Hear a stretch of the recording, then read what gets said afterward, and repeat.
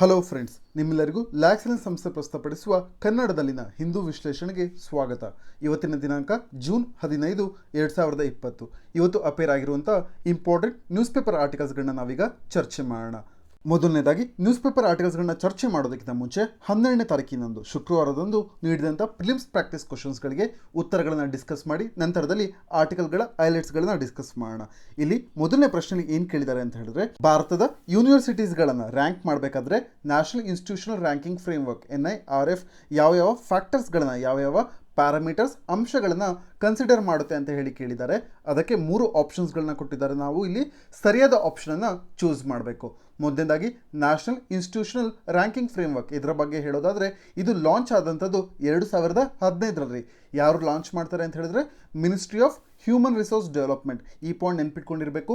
ಯಾವ ministry launch ಮಾಡಿದ್ದು ಅಂತ ಕೇಳಿದಂಥ ಸಂದರ್ಭದಲ್ಲಿ ಸ್ಟೇಟ್ಮೆಂಟ್ ಮುಖಾಂತರವಾಗಿ ಈ ಒಂದು ಪಾಯಿಂಟ್ ನಿಮಗೆ ನೆನಪಿರಬೇಕು. MHRD, ministry of human resource development 2015 September 29ರಂದು ಈ ಒಂದು ಇನಿಷಿಯೇಟಿವನ್ನು ನ್ಯಾಷನಲ್ ಇನ್ಸ್ಟಿಟ್ಯೂಷನಲ್ ರ್ಯಾಂಕಿಂಗ್ ಫ್ರೇಮ್ವರ್ಕನ್ನು ಲಾಂಚ್ ಮಾಡುತ್ತೆ.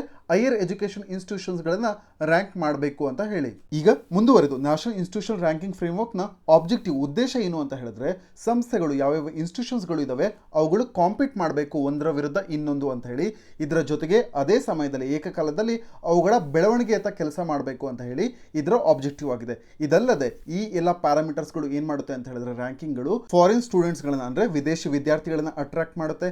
ಮತ್ತು ಸ್ಟಡಿ ಇನ್ ಇಂಡಿಯಾ ಅಂತ ಹೇಳಿ ಒಂದು ಪ್ರೋಗ್ರಾಮ್ ಇದೆ. ಇದಕ್ಕೆ ಒಂದು ಸಾಲಿಡ್ ಬೇಸ್ ಅನ್ನು ಪ್ರೊವೈಡ್ ಮಾಡುತ್ತೆ. ಇದರಿಂದಾಗಿ ನಮ್ಮ ಭಾರತದಲ್ಲಿ ಹೈಯರ್ ಎಜುಕೇಷನ್, ಉನ್ನತ ಮಟ್ಟದ ಶಿಕ್ಷಣದ ಬೆಳವಣಿಗೆ ಆಗುತ್ತೆ. ಇಷ್ಟು ಪಾಯಿಂಟ್ಸ್ಗಳು ಈ ಒಂದು ನ್ಯಾಷನಲ್ ಇನ್ಸ್ಟಿಟ್ಯೂಷನ್ ರ್ಯಾಂಕಿಂಗ್ ಫ್ರೇಮ್ವರ್ಕ್ನ ಆಬ್ಜೆಕ್ಟಿವ್ ಆಗಿದೆ. ನಂತರದಲ್ಲಿ ಇನ್ನೊಂದು ಸ್ಕೀಮ್ ಇದೆ, ನಿಮಗೆ ಗೊತ್ತಿರಬೇಕು, ಇನ್ಸ್ಟಿಟ್ಯೂಷನ್ಸ್ ಆಫ್ ಎಮಿನೆನ್ಸ್ ಸ್ಕೀಮ್ ಅಂತ ಹೇಳಿ. ಇದು ಕೂಡ ಗೌರ್ಮೆಂಟ್ ಲಾಂಚ್ ಮಾಡಿರುವಂಥದ್ದು. ಯಾವ ಮಿನಿಸ್ಟ್ರಿ ಅಂತ ಹೇಳಿದ್ರೆ MHRD, ministry of human resource and development.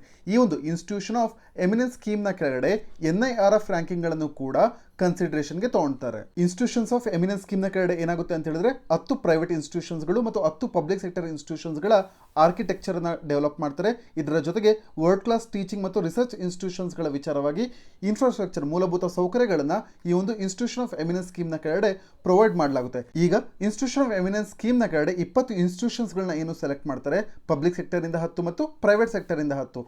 ಇವುಗಳನ್ನ ಸೆಲೆಕ್ಟ್ ಮಾಡಬೇಕಾದ್ರೆ NIRF ಅಂದರೆ ನ್ಯಾಷನಲ್ ಇನ್ಸ್ಟಿಟ್ಯೂಷನಲ್ ರ್ಯಾಂಕಿಂಗ್ ಫ್ರೇಮ್ವರ್ಕ್ ಅನ್ನು ಕೂಡ ಒಂದು ಕ್ರೈಟೀರಿಯಾವನ್ನಾಗಿ ಬಳಸ್ಕೊಂತಾರೆ ಇನ್ಸ್ಟಿಟ್ಯೂಷನ್ ಆಫ್ ಎಮಿನೆನ್ಸ್ ಸ್ಕೀಮ್ನ ಕೆಳಗಡೆ. ಈ ಒಂದು ಇಂಪಾರ್ಟೆಂಟ್ ಪಾಯಿಂಟ್ ನೀವು ನೆನಪಿಟ್ಕೊಂಡಿರಬೇಕು, NIRFನ ಎಲ್ಲೆಲ್ಲಿ ಯೂಸ್ ಮಾಡ್ತಾರೆ ಅಂತ ಹೇಳಿ. ನಂತರದಲ್ಲಿ national institution of ranking framework, ಇದರ ಕೆಳಗಡೆ ಒಂದು ಇನ್ಸ್ಟಿಟ್ಯೂಷನ್ ರ್ಯಾಂಕಿಂಗ್ ಮಾಡಬೇಕು ಅಂತ ಹೇಳಿದ್ರೆ MHRD ಯಾವ ಪ್ಯಾರಾಮೀಟರ್ಸ್ಗಳನ್ನ ಕನ್ಸಿಡರ್ ಮಾಡುತ್ತೆ ಅನ್ನೋದನ್ನ ನೋಡೋಣ. ಮೊದಲನೇದಾಗಿ ಟೀಚಿಂಗ್, ಲರ್ನಿಂಗ್ ಆ್ಯಂಡ್ ರಿಸೋರ್ಸಸ್ ಅಂದರೆ ಬೋಧನೆ, ಕಲಿಕೆ ಮತ್ತು ಸಂಪನ್ಮೂಲಗಳ ವಿಚಾರವನ್ನು ಕನ್ಸಿಡರ್ ಮಾಡುತ್ತೆ. ನಂತರದಲ್ಲಿ ರಿಸರ್ಚ್ ಆ್ಯಂಡ್ ಪ್ರೊಫೆಷನಲ್ ಪ್ರಾಕ್ಟೀಸಸ್ ಅಂದರೆ ಸಂಶೋಧನೆ ವಿಚಾರವಾಗಿ ಅಥವಾ ವೃತ್ತಿಪರ ಅಭ್ಯಾಸಗಳು, ಪ್ರೊಫೆಷನಲ್ ಪ್ರಾಕ್ಟೀಸಸ್ನ ಕನ್ಸಿಡರ್ ಮಾಡುತ್ತೆ. ಮೂರನೇದಾಗಿ ಗ್ರಾಜ್ಯುಯೇಷನ್ ಔಟ್ಕಮ್ಸ್ ಅಂದರೆ ಪದವಿ ಫಲಿತಾಂಶಗಳನ್ನು ಕನ್ಸಿಡರ್ ಮಾಡುತ್ತೆ. ನಾಲ್ಕನೇದಾಗಿ ಔಟ್ರೀಚ್ ಮತ್ತು ಇನ್ಕ್ಲೂಸಿವಿಟಿ.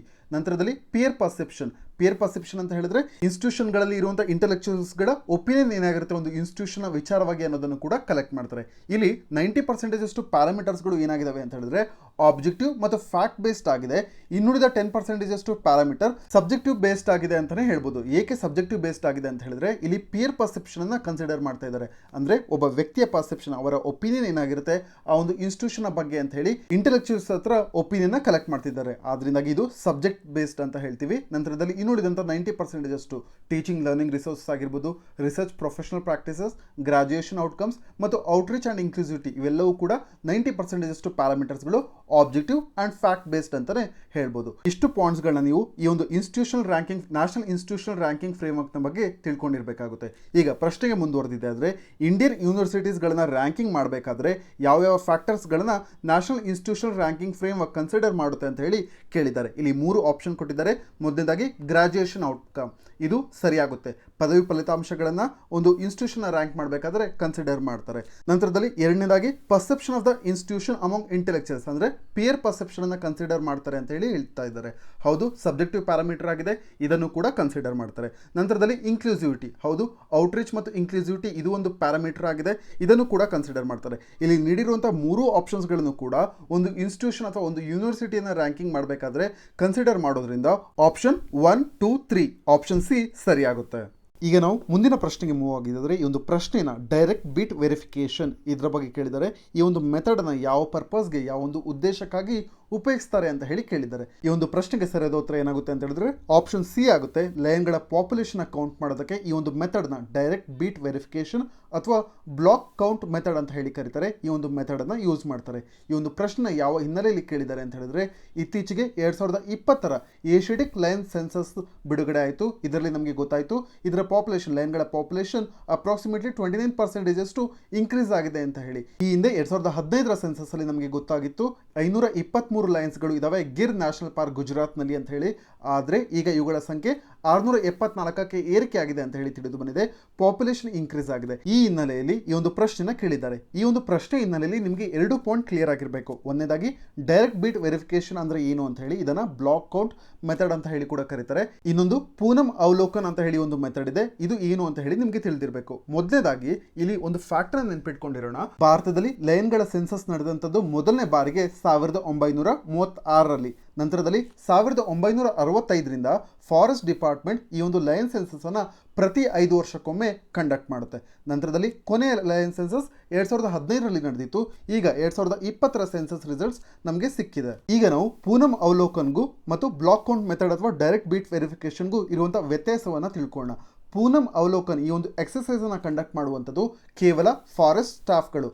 ಆದರೆ ಈ ಒಂದು ಡೈರೆಕ್ಟ್ ಬೀಟ್ ವೆರಿಫಿಕೇಶನ್ ಮೆಥಡ್ ಅನ್ನ ಕಂಡಕ್ಟ್ ಮಾಡುವಂಥದ್ದು ಫಾರೆಸ್ಟ್ ಡಿಪಾರ್ಟ್ಮೆಂಟ್ ಆಗಿರ್ಬೋದು, NGOಗಳಾಗಿರ್ಬೋದು, ಎಕ್ಸ್ಪರ್ಟ್ಸ್ಗಳಾಗಿರ್ಬೋದು ಮತ್ತು ವೈಲ್ಡ್ ಲೈಫ್ ಎಂಥೂಸಿಯಾಸ್ಟ್ಗಳು ಇವರೆಲ್ಲರೂ ಸೇರಿ ಸೆನ್ಸಸ್ ಅನ್ನ ಕಂಡಕ್ಟ್ ಮಾಡ್ತಾರೆ. ಈ ಒಂದು ಡಿಫ್ರೆನ್ಸ್ ನಿಮಗೆ ಗೊತ್ತಿರಬೇಕು. ಪೂನಂ ಅವಲೋಕನಲ್ಲಿ ಕೇವಲ ಫಾರೆಸ್ಟ್ ಸ್ಟಾಫ್ಗಳು ಮಾತ್ರ ಇನ್ವಾಲ್ವ್ ಆಗಿರ್ತಾರೆ ಅನ್ನುವಂಥ ಒಂದು ಪಾಯಿಂಟ್ ಮನನ ಆಗಿರಬೇಕು.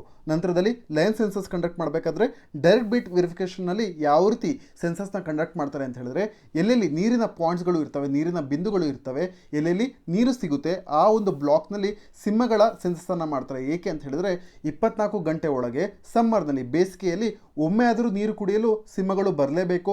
ಇದನ್ನ ನೇರವಾಗಿ ನೋಡೋದ್ರ ಮುಖಾಂತರವಾಗಿ ಈ ಒಂದು ಆಧಾರದ ಮೇಲೆ ಬೇಸಿಗೆಯಲ್ಲಿ ಈ ಒಂದು ಸೆನ್ಸಸ್ ಅನ್ನ ಕಂಡಕ್ಟ್ ಮಾಡ್ತಾರೆ. ಆದರೆ ಪೂನಂ ಅವಲೋಕನ್ ಈ ಒಂದು ಎಕ್ಸರ್ಸೈಸ್ ನ ಕೆಳಗಡೆ ಏನಾಗುತ್ತೆ ಅಂತ ಹೇಳಿದ್ರೆ ತಂಡಗಳು ಆಯಾ ಪ್ರದೇಶದಲ್ಲಿ ಅರಣ್ಯ ಪ್ರದೇಶದಲ್ಲಿ ಚಲಿಸ್ತಾ ಇರ್ತಾರೆ. ಎಲ್ಲೆಲ್ಲಿ ಸಿಂಹಗಳ ಟ್ರ್ಯಾಕ್ಗಳು ಸಿಗ್ತವೆ ಅಲ್ಲಿ ಅವುಗಳ ಆಧಾರದ ಮೇಲೆ ಡೈರೆಕ್ಟ್ ಆಗಿ ನೋಡೋದ್ರ ಮುಖಾಂತರವಾಗಿ ಒಂದು ಅಂದಾಜನ ಮಾಡ್ತಾರೆ ಪೂನಂ ಅವಲೋಕನ್ ನಲ್ಲಿ. ಆದ್ರೆ ಡೈರೆಕ್ಟ್ ಬೀಟ್ ವೆರಿಫಿಕೇಶನ್ ನಲ್ಲಿ ಎಲ್ಲೆಲ್ಲಿ ವಾಟರ್ ಪಾಯಿಂಟ್ಸ್ ಗಳಿದಾವೆ ಅಲ್ಲಿ ಸಿಂಹಗಳು ನೀರು ಕುಡಿಯೋದಕ್ಕೆ ಬರ್ತವೆ. ಆ ಒಂದು ಸಂದರ್ಭದಲ್ಲಿ ಸಿಂಹಗಳನ್ನ ನೇರವಾಗಿ ನೋಡೋದ್ರ ಮುಖಾಂತರವಾಗಿ ಈ ಆಧಾರದ ಮೇಲೆ ಸಿಂಹಗಳ ಸಂಖ್ಯೆ ಕಾಡಿನಲ್ಲಿ ಗಿರ್ ನ್ಯಾಷನಲ್ ಪಾರ್ಕ್ ನಲ್ಲಿ ಎಷ್ಟಿದೆ ಅಂತ ಹೇಳಿ ಎಸ್ಟಿಮೇಟ್ ಮಾಡ್ತಾರೆ. ಇಷ್ಟು ಪಾಯಿಂಟ್ ಗಳನ್ನ ನೀವು ಈ ಒಂದು ಪ್ರಶ್ನೆ ಹಿನ್ನೆಲೆಯಲ್ಲಿ ತಿಳ್ಕೊಂಡಿರಬೇಕು. ಮೊದಲನೇದಾಗಿ ಡೈರೆಕ್ಟ್ ಬೀಟ್ ವೆರಿಫಿಕೇಶನ್ ಅಥವಾ ಬ್ಲಾಕ್ ಕೌಂಟ್ ಮೆಥಡ್ ಮತ್ತು ಪೂನಂ ಅವಲೋಕನ್ ಈ 2 ಟರ್ಮ್ಗಳು ಅಥವಾ ಈ 3 ಟರ್ಮ್ಗಳು ಯಾವ ವಿಚಾರವಾಗಿ ಬರುತ್ತೆ ಅನ್ನೋದು ನಿಮಗೆ ಗೊತ್ತಿರಬೇಕು.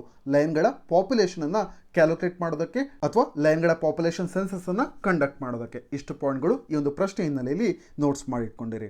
ಈಗ ನಾವು ಮೊದಲನೇ ಆರ್ಟಿಕಲ್ಗೆ ಮೂವ್ ಆಗಿದ್ದಾದ್ರೆ ಈ ಒಂದು ನ್ಯೂಸ್ ಪೇಪರ್ ಆರ್ಟಿಕಲ್ ನಲ್ಲಿ ಏನ್ ಚರ್ಚೆ ಮಾಡ್ತಾ ಇದ್ದಾರೆ ಅಂತ ಹೇಳಿದ್ರೆ ಮಾರ್ಚ್ ಅಲ್ಲಿ ಹಿಂದೂ ಮಹಾಸಾಗರ ಆಯೋಗ ಅಂತ ಹೇಳಿದ್ರೆ ಇಂಡಿಯನ್ ಓಷನ್ ಕಮಿಷನ್ಗೆ ಭಾರತ ಸೇರ್ಪಡೆಯಾಗಿತ್ತು ಅಬ್ಸರ್ವರ್ ಆಗಿ. ಈ ಸಂದರ್ಭದಲ್ಲಿ ಭಾರತ ಏನು ನಿರ್ಧಾರ ತಗೊಳ್ತಾ ಇದೆ ಅಂತ ಹೇಳಿದ್ರೆ ಭಾರತದ ಕಡೆಯಿಂದ ನೇವಿ ಲಯಸನ್ ಆಫೀಸರ್ಸ್ ಅಂತ ಹೇಳಿದ್ರೆ ಭಾರತದ ನೌಕಾಪಡೆಯ ಸಂಪರ್ಕ ಅಧಿಕಾರಿಗಳನ್ನ ಮೆಡಗಾಸ್ಕರ್ನಲ್ಲಿ ಇರುವಂತಹ RMIFSC ಅಂತ ಹೇಳಿದ್ರೆ regional maritime information fusion centre ಇಲ್ಲಿ ಅಪಾಯಿಂಟ್ ಮಾಡಬೇಕು ಅಂತ ಹೇಳಿ ಪೋಸ್ಟ್ ಮಾಡಬೇಕು ಅಂತ ಹೇಳಿ ಭಾರತ ನಿರ್ಧಾರ ಮಾಡ್ತಾ ಇದೆ. ಇದರ ಬಗ್ಗೆ ಈಗ ಚರ್ಚೆ ಮಾಡೋಣ. ಈ ಒಂದು ಟಾಪಿಕ್ ಅನ್ನು ನೀವು ಸಿಲೆಬಸ್ GS2 ಕೆಳಗಡೆ ಬರುವಂಥ important international institutions agencies and fora the structure and mandate ಈ ಒಂದು ಟಾಪಿಕ್ನ ಕೆಳಗಡೆ ನೀವು ನೋಟ್ಸ್ನ ಮಾಡ್ಕೊಬೋದು. ಈ ಒಂದು ಟಾಪಿಕ್ ನಮಗೆ ಇಂಟರ್ನ್ಯಾಷನಲ್ ರಿಲೇಷನ್ಸ್ ಟಾಪಿಕ್ನ ಅಡಿಯಲ್ಲಿ ತುಂಬ ಇಂಪಾರ್ಟೆಂಟ್ ಆಗುತ್ತೆ. ನಂತರದಲ್ಲಿ ಈ ಒಂದು ನ್ಯೂಸ್ ಪೇಪರ್ ಆರ್ಟಿಕಲ್ನ ಹಿನ್ನೆಲೆಯಲ್ಲಿ ಇಂಡಿಯನ್ ಓಷನ್ ಕಮಿಷನ್ ಅಂದರೆ ಏನು, ಇದು ಯಾವಾಗ ಕಾನ್ಸ್ಟಿಟ್ಯೂಟ್ ಆಗಿದ್ದು, ಇದರ ಬೇಸಿಕ್ಸ್ ಅನ್ನು ಕೂಡ ಕವರ್ ಮಾಡುವಂಥದ್ದು ಇಂಪಾರ್ಟೆಂಟ್ ಆಗುತ್ತೆ. ಈಗ ನಾವು ಮೊದಲನೇದಾಗಿ ಇಂಡಿಯನ್ ಓಷನ್ ಕಮಿಷನ್ ಈ ಒಂದು ಟಾಪಿಕ್ನ ಬೇಸಿಕ್ಸ್ ಅನ್ನ ಕವರ್ ಮಾಡೋದಾದ್ರೆ ಇದೊಂದು ಇಂಟರ್ ಗವರ್ಮೆಂಟಲ್ ಆರ್ಗನೈಸೇಷನ್ ಆಗಿದೆ. ಇದರ ಮೂಲಕವಾಗಿ ಆಫ್ರಿಕನ್ ಇಂಡಿಯನ್ ಓಷನ್ ದೇಶಗಳನ್ನ ಕನೆಕ್ಟ್ ಮಾಡುತ್ತೆ. ಈ ಒಂದು ಪಾಯಿಂಟ್ ನಿಮಗೆ ನೆನಪಿರಲಿ, ಇದೊಂದು ಇಂಟರ್ ಗವರ್ಮೆಂಟಲ್ ಆರ್ಗನೈಸೇಷನ್ ಆಗಿದೆ.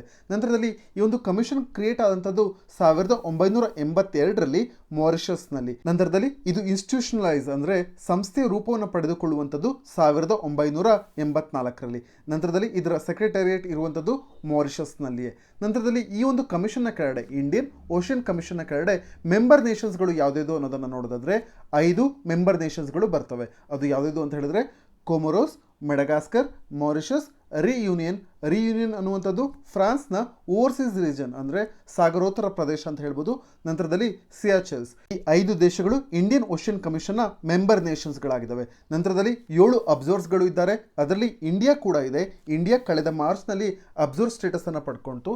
ಈ 7 ಅಬ್ಸರ್ವರ್ಸ್ಗಳು ಯಾರು ಅಂತ ಹೇಳಿದ್ರೆ ಮೊದಲನೇದಾಗಿ ಇಂಡಿಯಾ, ನಂತರದಲ್ಲಿ China, Japan, the sovereign order of Malta, the European Union, ನಂತರದಲ್ಲಿ organisation international day of Francophonie ಮತ್ತು ಯುನೈಟೆಡ್ ನೇಷನ್ಸ್. ಈ 7 ಅಬ್ಸರ್ವರ್ಸ್ಗಳು ಇದ್ದಾರೆ. ಮತ್ತು ಇಲ್ಲಿ ನೀವು ಅಬ್ಸರ್ವ್ ಮಾಡಬೇಕು 3 ದೇಶಗಳು ಯಾವ್ದು ಅಂತ ಹೇಳಿದ್ರೆ ಚೈನಾ, ಇಂಡಿಯಾ, ಜಪಾನ್ ಮತ್ತು ಯುನೈಟೆಡ್ ನೇಷನ್ಸ್ ಮತ್ತು ಯುರೋಪಿಯನ್ ಯೂನಿಯನ್, ಈ 2 ಆರ್ಗನೈಸೇಷನ್ಸ್ಗಳು. ಇದರ ಜೊತೆಗೆ order of Malta, 7 order of Malta, ಇದು ಇಟಾಲಿಯನ್ ಡಿಫೆನ್ಸ್ ಅಗ್ರಿಮೆಂಟ್ ಟೈಪ್ ಇದೆ. ನಂತರದಲ್ಲಿ ಇಂಟರ್ನ್ಯಾಷನಲ್ ಡೇ ಆಫ್ ಫ್ರಾಂಕೋಫೋನಿ, ಇದು ಫ್ರಾನ್ಸ್ಗೆ ರಿಲೇಟೆಡ್ ಆಗಿರುವಂಥದ್ದು. ಇಷ್ಟು ಪಾಯಿಂಟ್ಸ್ಗಳನ್ನ ನೀವು ನೆನ್ಪಿಟ್ಕೊಂಡಿರಿ. ಇಲ್ಲಿ ಮುಖ್ಯವಾಗಿ China, India, Japan, United Nations ಮತ್ತು ಯುರೋಪಿಯನ್ ಯೂನಿಯನ್ ಇವೆಲ್ಲವೂ ಕೂಡ ಅಬ್ಸರ್ವ್ಸ್ ಆಗಿದ್ದಾರೆ ಅಂತ ಹೇಳಿ ಈ ಒಂದು ಪಾಯಿಂಟ್ ನೀವು ನೆನ್ಪಿಟ್ಕೊಂಡಿದ್ರೆ ಸಾಕಾಗುತ್ತೆ. ನಂತರದಲ್ಲಿ ಈ ಒಂದು ಕಮಿಷನ್ ಹೆಡ್ ಆಗಿರುವಂಥದ್ದು ಯಾರು ಅಂತ ಹೇಳಿದ್ರೆ ಸೆಕ್ರೆಟೇರಿಯೇಟ್ ಇರುವಂಥದ್ದು ಮಾರಿಷಸ್ನಲ್ಲಿ. ಇದರ ಹೆಡ್ ಅನ್ನ ಏನಂತ ಕರೀತಾರೆ ಅಂತ ಹೇಳಿದ್ರೆ ಸೆಕ್ರೆಟರಿ ಜನರಲ್ ಅಂತ ಹೇಳಿ ಕರೀತಾರೆ. ಇಷ್ಟು ಪಾಯಿಂಟ್ಗಳನ್ನ ನೀವು ನೆನ್ಪಿಟ್ಕೊಂಡಿರ್ಬೇಕು. ನಂತರದಲ್ಲಿ ಇಂಡಿಯನ್ ಓಷನ್ ಕಮಿಷನ್ ಮುಖ್ಯವಾದ ಆಬ್ಜೆಕ್ಟಿವ್ ಅಥವಾ ಪ್ರಿನ್ಸಿಪಲ್ ಏನಾಗಿರುತ್ತೆ ಅಂತ ಹೇಳಿದ್ರೆ ಮೊದಲನೇದಾಗಿ ಫ್ರೆಂಡ್ಶಿಪ್ ಟೈಸ್ಗಳನ್ನ ಸ್ಟ್ರೆಂಥನ್ ಮಾಡುವಂಥದ್ದು, ಅಂದ್ರೆ ಸ್ನೇಹ ಸಂಬಂಧಗಳನ್ನ ಈ ದೇಶಗಳ ನಡುವೆ ಬಲಪಡಿಸುವಂಥದ್ದು. ನಂತರದಲ್ಲಿ ಆಫ್ರಿಕನ್ ಇಂಡಿಯನ್ ಓಷನ್ ರೀಜನ್ ನಲ್ಲಿ ಒಂದು ಸಾಲಿಡಾರಿಟಿ ಪ್ಲಾಟ್ಫಾರ್ಮ್ ಅನ್ನ ಕ್ರಿಯೇಟ್ ಮಾಡುವಂಥದ್ದು ಅಂತ ಹೇಳಿದ್ರೆ ಅಲ್ಲಿರುವಂತಹ ಪ್ರದೇಶದಲ್ಲಿ ಒಂದು ಒಗ್ಗಟ್ಟಿಗೆ ವೇದಿಕೆಯನ್ನು ಮಾಡಿಕೊಡುವಂಥದ್ದು ಈ ಒಂದು ಇಂಡಿಯನ್ ಓಷನ್ ಕಮಿಷನ್ನ ಮುಖ್ಯವಾದ ಪ್ರಿನ್ಸಿಪಲ್ ಆಗಿದೆ. ಇಷ್ಟು ಪಾಯಿಂಟ್ಗಳನ್ನು ನೀವು ನೆನಪಿಟ್ಕೊಂಡಿರಬೇಕು. ಇಲ್ಲಿ ಮುಖ್ಯವಾಗಿ 5 ಮೆಂಬರ್ ನೇಷನ್ಸ್ಗಳಿದ್ದಾವೆ ಮತ್ತು 7 ಅಬ್ಸರ್ವರ್ಸ್ಗಳಿದ್ದಾರೆ ಅಂತ ಹೇಳಿ ನೀವು ನೆನಪಿಟ್ಕೊಂಡಿರಬೇಕು. ನಂತರದಲ್ಲಿ ಭಾರತಕ್ಕೆ Indian Ocean commission observe status ಪಡ್ಕೊಳ್ಳೋದ್ರಿಂದ ಯಾವ ರೀತಿಯಲ್ಲಿ ಲಾಭವಾಗುತ್ತೆ ಅನ್ನೋದನ್ನ ನೋಡೋದಾದ್ರೆ ಮೊದಲನೇದಾಗಿ ಏನಾಗುತ್ತೆ ಅಂತ ಹೇಳಿದ್ರೆ ಇಲ್ಲಿರುವಂತಹ ಐಲ್ಯಾಂಡ್ಸ್ಗಳ ವಿಚಾರವಾಗಿ ನಮ್ಮ ಭಾರತವು ಒಂದು ಕಲೆಕ್ಟಿವ್ ಎಂಗೇಜ್ಮೆಂಟ್ ಅನ್ನ ಅಂತ ಹೇಳಿದ್ರೆ ಸಾಮೂಹಿಕವಾಗಿ ಅವರೊಂದಿಗೆ ತೊಡಗಿಸಿಕೊಳ್ಳುವುದರ ಮೂಲಕವಾಗಿ ಮತ್ತು ಅವರ ಪ್ರೀಮಿಯರ್ ರೀಜನಲ್ ಇನ್ಸ್ಟಿಟ್ಯೂಷನ್ ನಲ್ಲಿ ನಾವು ಅಬ್ಸರ್ವ್ ಸ್ಟೇಟಸ್ ಅನ್ನ ಪಡ್ಕೊಂಡಿದ್ದೆ ಆದ್ರೆ ಭಾರತಕ್ಕೆ ಒಂದು ಅಫಿಷಿಯಲ್ ಫುಟ್ ಹೋಲ್ಡ್ ಸಿಗುತ್ತೆ ಅಂತ ಹೇಳಿದ್ರೆ ಭಾರತಕ್ಕೆ ಅಧಿಕೃತವಾಗಿ ಒಂದು ಹೆಗ್ಗುರುತು ಸಿಗುತ್ತೆ. ನಂತರದಲ್ಲಿ ಈ ಒಂದು ಓಷನ್ ನಲ್ಲಿ ಇರುವಂತಹ ಐಲ್ಯಾಂಡ್ ನೇಷನ್ಸ್ಗಳು ಸ್ಟ್ರಾಟಜಿಕಲಿ ಇಂಪ್ರೂವ್ ಆಗ್ತಾ ಇದಾವೆ. ನಂತರದಲ್ಲಿ ನಾವು ಇಂಡೋ ಪೆಸಿಫಿಕ್ ಪಾಲಿಸಿಯನ್ನು ಕೂಡ ಫಾಲೋ ಮಾಡ್ತಾ ಇದ್ದೇವೆ. ಈ ಸಂದರ್ಭದಲ್ಲಿ ಈ ಐಲ್ಯಾಂಡ್ಸ್ ನೇಷನ್ಸ್ಗಳ ಜೊತೆಗೆ ನಮ್ಮ ಕಮಿಟ್ಮೆಂಟ್ ಮತ್ತು ಕಮ್ಯುನಿಕೇಶನ್ ನ ಜಾಸ್ತಿ ಮಾಡ್ಕೊಂಡಂತ ಸಂದರ್ಭದಲ್ಲಿ ನಮಗೆ ಮುಂದಿನ ದಿನಗಳಲ್ಲಿ ಸ್ಟ್ರಾಟಜಿಕಲಿ ತುಂಬಾ ಹೆಲ್ಪ್ ಆಗುತ್ತೆ. ಏಕೆ ಅಂತ ಹೇಳಿದ್ರೆ ಚೈನಾ ಈ ಒಂದು ಪ್ರದೇಶದಲ್ಲಿ ತನ್ನ ಪ್ರೆಸೆನ್ಸ್ ಅನ್ನ ಜಾಸ್ತಿ ಮಾಡ್ಕೊಂತಿದೆ.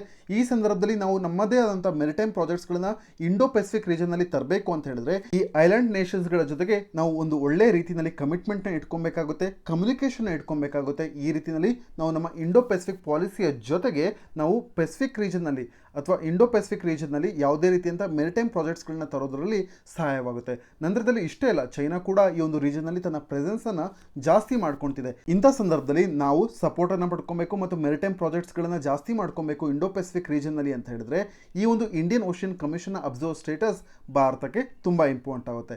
ಇದಲ್ದನೆ ಇಲ್ಲಿ ರಿಯೂನಿಯನ್ ಅಂತ ಹೇಳಿ ಒಂದು ಮೆಂಬರ್ ನೇಷನ್ ಇದೆ. ಇದು ಫ್ರಾನ್ಸ್ನ ಓವರ್ಸೀಸ್ ರೀಜನ್ ಆಗಿದೆ. ಇದರ ಜೊತೆಗೆ ನಾವು ಒಂದು ಒಳ್ಳೆ ಕಮಿಟ್ಮೆಂಟ್ ಅನ್ನು ಇಟ್ಕೊಂಡ್ರೆ ಮುಂದಿನ ದಿನಗಳಲ್ಲಿ ಫ್ರಾನ್ಸ್ನ ಜೊತೆ ನಮ್ಮ ಫ್ರೆಂಡ್ಶಿಪ್ ಅಂತ ಹೇಳಿದ್ರೆ ಟೈಸ್ಗಳು ಕೂಡ ಒಂದು ಒಳ್ಳೆ ಸಂಬಂಧ ರೂಪವನ್ನು ಪಡೆಯುವಂತ ಚಾನ್ಸಸ್ ಇರುತ್ತೆ. ಆದ್ರಿಂದಾಗಿ ಭಾರತಕ್ಕೆ ಇಂಡಿಯನ್ ಓಷನ್ ಕಮಿಷನ್ ತುಂಬಾ ಇಂಪಾರ್ಟೆಂಟ್ ಆಗುತ್ತೆ. ಈಗ ನಾವು ನ್ಯೂಸ್ ಪೇಪರ್ ಆರ್ಟಿಕಲ್ ನ ಚರ್ಚೆಗೆ ಮುಂದುವರೆದಿದ್ದೆ ಆದ್ರೆ ಈ ಒಂದು ಆರ್ಟಿಕಲ್ ನಲ್ಲಿ ಏನ್ ಹೇಳ್ತಿದ್ದಾರೆ ಅಂತ ಹೇಳಿದ್ರೆ ಮೊದಲನೇದಾಗಿ ಮಾರ್ಚ್ ನಲ್ಲಿ ನಮ್ಮ ಭಾರತ ಇಂಡಿಯನ್ ಓಷನ್ ಕಮಿಷನ್ ನ ಕಡೆ ಅಬ್ಸರ್ವ್ ಸ್ಟೇಟಸ್ ಅನ್ನ ಪಡ್ಕೊಂತು. ಈ ಹಿನ್ನೆಲೆಯಲ್ಲಿ ಈಗ ಭಾರತ ತನ್ನ ಆಫೀಸರ್ಸ್ ಗಳನ್ನ ನೇವಿ ಲೈಸನ್ ಆಫೀಸರ್ಸ್ ಅಂತ ಹೇಳಿದ್ರೆ ಭಾರತದ ನೌಕಾಪಡೆಯ ಸಂಪರ್ಕ ಅಧಿಕಾರಿಗಳನ್ನ ಮೆಡಗಾಸ್ಕರ್ನಲ್ಲಿರುವಂತಹ regional maritime information fusion centre ಈ ಒಂದು ಆಫೀಸ್ಗೆ ಈಗ ಭಾರತ ತನ್ನ ಆಫೀಸರ್ಸ್ಗಳನ್ನ ಅಪಾಯಿಂಟ್ ಮಾಡ್ತಾ ಇದೆ, ಪೋಸ್ಟ್ ಮಾಡ್ತಾ ಇದೆ. ನಂತರದಲ್ಲಿ ಇದರ ಜೊತೆಗೆ European maritime surveillance initiative in straight of Hormuz ಅಂದ್ರೆ EMESOH ಅಂತ ಹೇಳಿ ಈ ಒಂದು ಇನಿಷಿಯೇಟಿವ್ ನ ಫ್ರಾನ್ಸ್ ಲಾಂಚ್ ಮಾಡಿರುತ್ತೆ ಮತ್ತು ಎಲ್ಲಿ ಲಾಂಚ್ ಮಾಡಿರುತ್ತೆ ಅಂತ ಹೇಳಿದ್ರೆ ಅಬುದಾಬಿನಲ್ಲಿ ಲಾಂಚ್ ಮಾಡಿರುತ್ತೆ.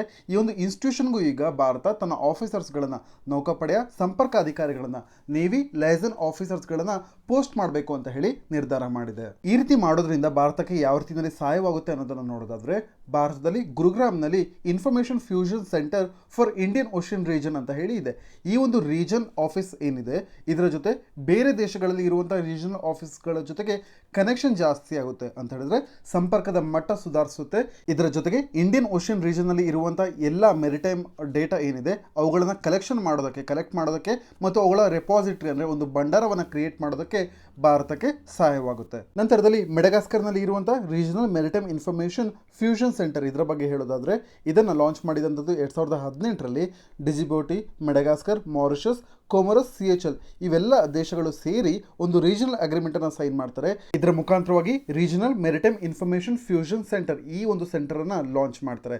ನಂತರದಲ್ಲಿ ಇದು ಯಾರ ಆಸ್ಟ್ರೇಲಿಯಾದಲ್ಲಿ ವರ್ಕ್ ಮಾಡುತ್ತೆ ಅನ್ನೋದನ್ನ ನೋಡೋದಾದ್ರೆ ಇದು ಇಂಡಿಯನ್ ಓಷನ್ ಕಮಿಷನ್. ಈ ಒಂದು ಕಮಿಷನ್ ಕೆಳಗಡೆನೆ RMIFSC ವರ್ಕ್ ಮಾಡುತ್ತೆ. ನಂತರದಲ್ಲಿ RMIFSC ಮುಖ್ಯವಾದ ಗುರಿ ಏನಾಗಿರುತ್ತೆ ಅಂತ ಹೇಳಿದ್ರೆ ಮೆರಿಟೈಮ್ ಆಕ್ಟಿವಿಟೀಸ್ ಗಳನ್ನ ಮಾನಿಟರ್ ಮಾಡುವಂತದ್ದು, ಅಂದ್ರೆ ಕಡಲಿನಲ್ಲಿ ನಡೆಯುವಂತಹ ಚಟುವಟಿಕೆಗಳನ್ನು ಮೇಲ್ವಿಚಾರಣೆ ಮಾಡುವಂತದ್ದು, ನಂತರದಲ್ಲಿ ಮಾಹಿತಿ ಹಂಚಿಕೆ ಅಂದ್ರೆ ಇನ್ಫಾರ್ಮೇಶನ್ ಅನ್ನ ಶೇರ್ ಮಾಡುವಂತದ್ದು ಮತ್ತು ಎಕ್ಸ್ಚೇಂಜ್ ವಿನಿಮಯ ಮಾಡುವಂತದ್ದು, ಇವುಗಳನ್ನು ಉತ್ತೇಜನ ಮಾಡುವಂತದ್ದು RMIFSC ಮುಖ್ಯವಾದ ಗುರಿಯಾಗಿರುತ್ತೆ. ನಂತರದಲ್ಲಿ ಇದೇ ನ್ಯೂಸ್ ಪೇಪರ್ ಆರ್ಟಿಕಲ್ ನಲ್ಲಿ ಮೆನ್ಷನ್ ಮಾಡಿರುವಂತಹ ಇನ್ನೊಂದು ಇನಿಷಿಯೇಟಿವ್ ನ ಬಗ್ಗೆ ಚರ್ಚೆ ಮಾಡೋದಾದ್ರೆ EMASOH, ಅದು European maritime awareness in the straight of Hormuz. Straight of Hormuz ಈ ಒಂದು ನೀವು ಮ್ಯಾಪ್ ನಲ್ಲಿ ಅಬ್ಸರ್ವ್ ಮಾಡಬಹುದು ಎಲ್ಲಿ ಬರುತ್ತೆ ಅಂತ ಹೇಳಿ.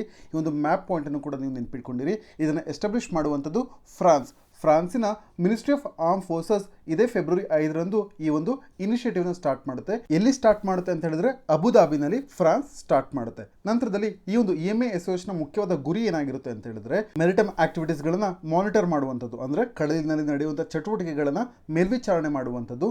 ನಂತರದಲ್ಲಿ ಪರ್ಷಿಯನ್ ಗಲ್ಫ್ ರೀಜನ್ ಏನಿದೆ, ಪರ್ಷಿಯನ್ ಕೊಲ್ಲಿ ಮತ್ತು ಸ್ಟ್ರೇಟ್ ಆಫ್ ಹಾರ್ಮೋಸ್ ಜಲಸಂಧಿ ಏನಿದೆ, ಈ ಒಂದು ರೀಜನ್ ನಲ್ಲಿ ಫ್ರೀಡಮ್ ಆಫ್ ನ್ಯಾವಿಗೇಷನ್ ಅಂದ್ರೆ ಈ ಒಂದು ರೀಜನ್ ನಲ್ಲಿ ಸಂಚರಣೆಯ ಸ್ವಾತಂತ್ರ್ಯವನ್ನ ಖಾತರಿಪಡಿಸಿಕೊಳ್ಳುವಂಥದ್ದು, ಅಂದ್ರೆ ಫ್ರೀಡಮ್ ಆಫ್ ನೇವಿಗೇಷನ್ ಅನ್ನ ಎನ್ಶೂರ್ ಮಾಡಿಕೊಳ್ಳುವಂಥದ್ದು EMASOH ನ ಮುಖ್ಯವಾದ ಗುರಿಯಾಗಿದೆ. ಇಷ್ಟು ಪಾಯಿಂಟ್ಸ್ ಗಳನ್ನ ನೀವು ನೆನಪಿಟ್ಕೊಂಡಿರಬೇಕು. ಮೊದಲನೇದಾಗಿ EMASOH ಇದು ಲಾಂಚ್ ಮಾಡಿರುವಂಥದ್ದು ಫ್ರಾನ್ಸ್ ಆರ್ಮ್ ಫೋರ್ಸಸ್, ಎಲ್ಲಿ ಅಂತ ಹೇಳಿದ್ರೆ ಅಬುಧಾಬಿನಲ್ಲಿ. ಇಷ್ಟು ಪಾಯಿಂಟ್ಸ್ ಗಳು ಈ ಒಂದು ಆರ್ಟಿಕಲ್ ನ ಸಮ್ಮರಿ ಆಗಿದೆ. ಇಲ್ಲಿ ಮೊದಲನೇದಾಗಿ ನೀವು ನೆನಪಿಟ್ಕೊಂಡಿರಬೇಕು, ಭಾರತವು ಕೂಡ Indian Ocean commission observe status ಅನ್ನ ಪಡ್ಕೊಂಡಿದೆ. ಭಾರತದೊಂದಿಗೆ 2020 ಮಾರ್ಚ್ನಲ್ಲಿ ಭಾರತದೊಂದಿಗೆ ಜಪಾನ್ ಮತ್ತು ಯುನೈಟೆಡ್ ನೇಷನ್ಸ್ ಕೂಡ ಅಬ್ಸರ್ವ್ ಸ್ಟೇಟಸ್ ನ ಭಾರತದೊಂದಿಗೆ ಪಡ್ಕೊಂಡಿತು.